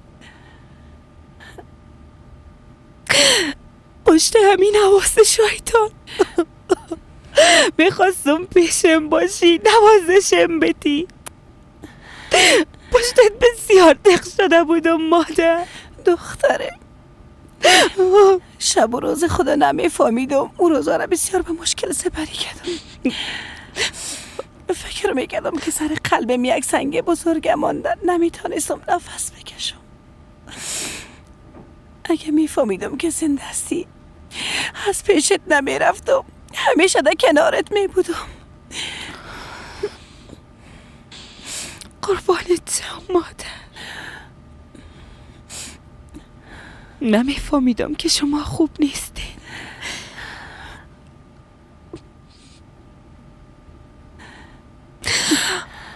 براتون زنگ زدم، ما مجبور شدم قطع کنم چون چیز تغییر نمیکرد. نمیتونستم گپ بزنم چون ناتوان بودم. نمیخواستم شما مرا دهو تو یک وضعیت میدیدین. جگر خونیتون دیدن نمیتونستم. شاید مرا میکشتن دخترم. کسی که همراه مایی کار کده او را نمیبخشم. تو خدا جگر خون نساز. بیبی من دیگه همراهیت هستم. دیگه هیچ از پیش چشمای دور نمیشم. ما خو کاری نکردیم که بترسیم دختره. اونا باید بترسن. پلیسا پشت اونا را رها نمیکنن. دانه دانه حساب کارایشان نمیپرسن. مادر من نمیخوایم که پیش پلیس برم. از شما میخوایم که به کسی چیزی نگویید. درست است؟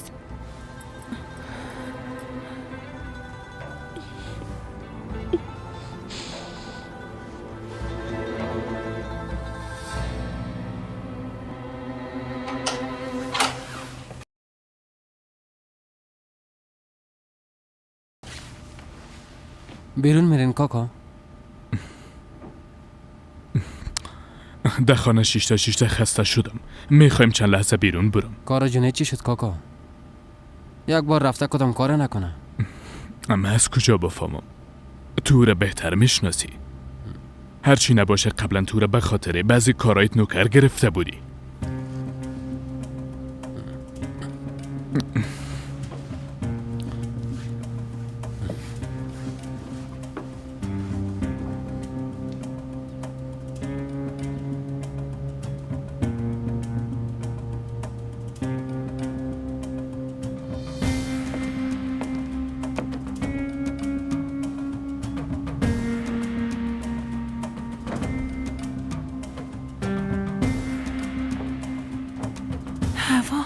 دخترم تو میخوایی چی بگویی؟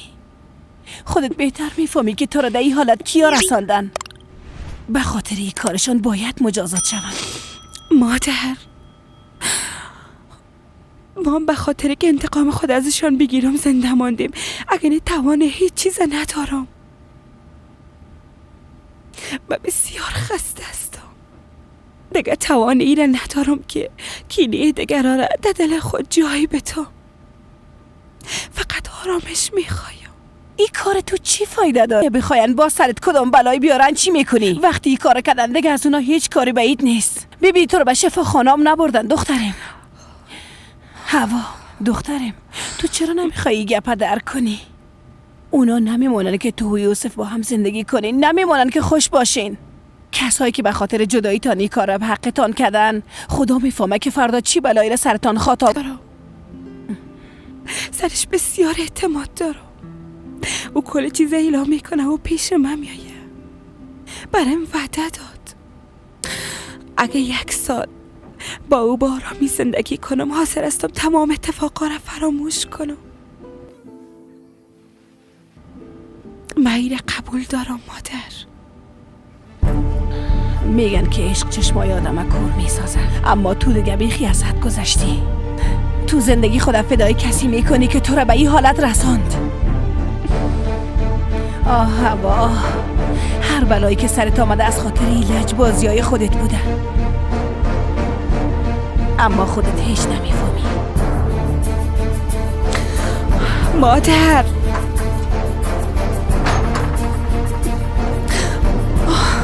مادر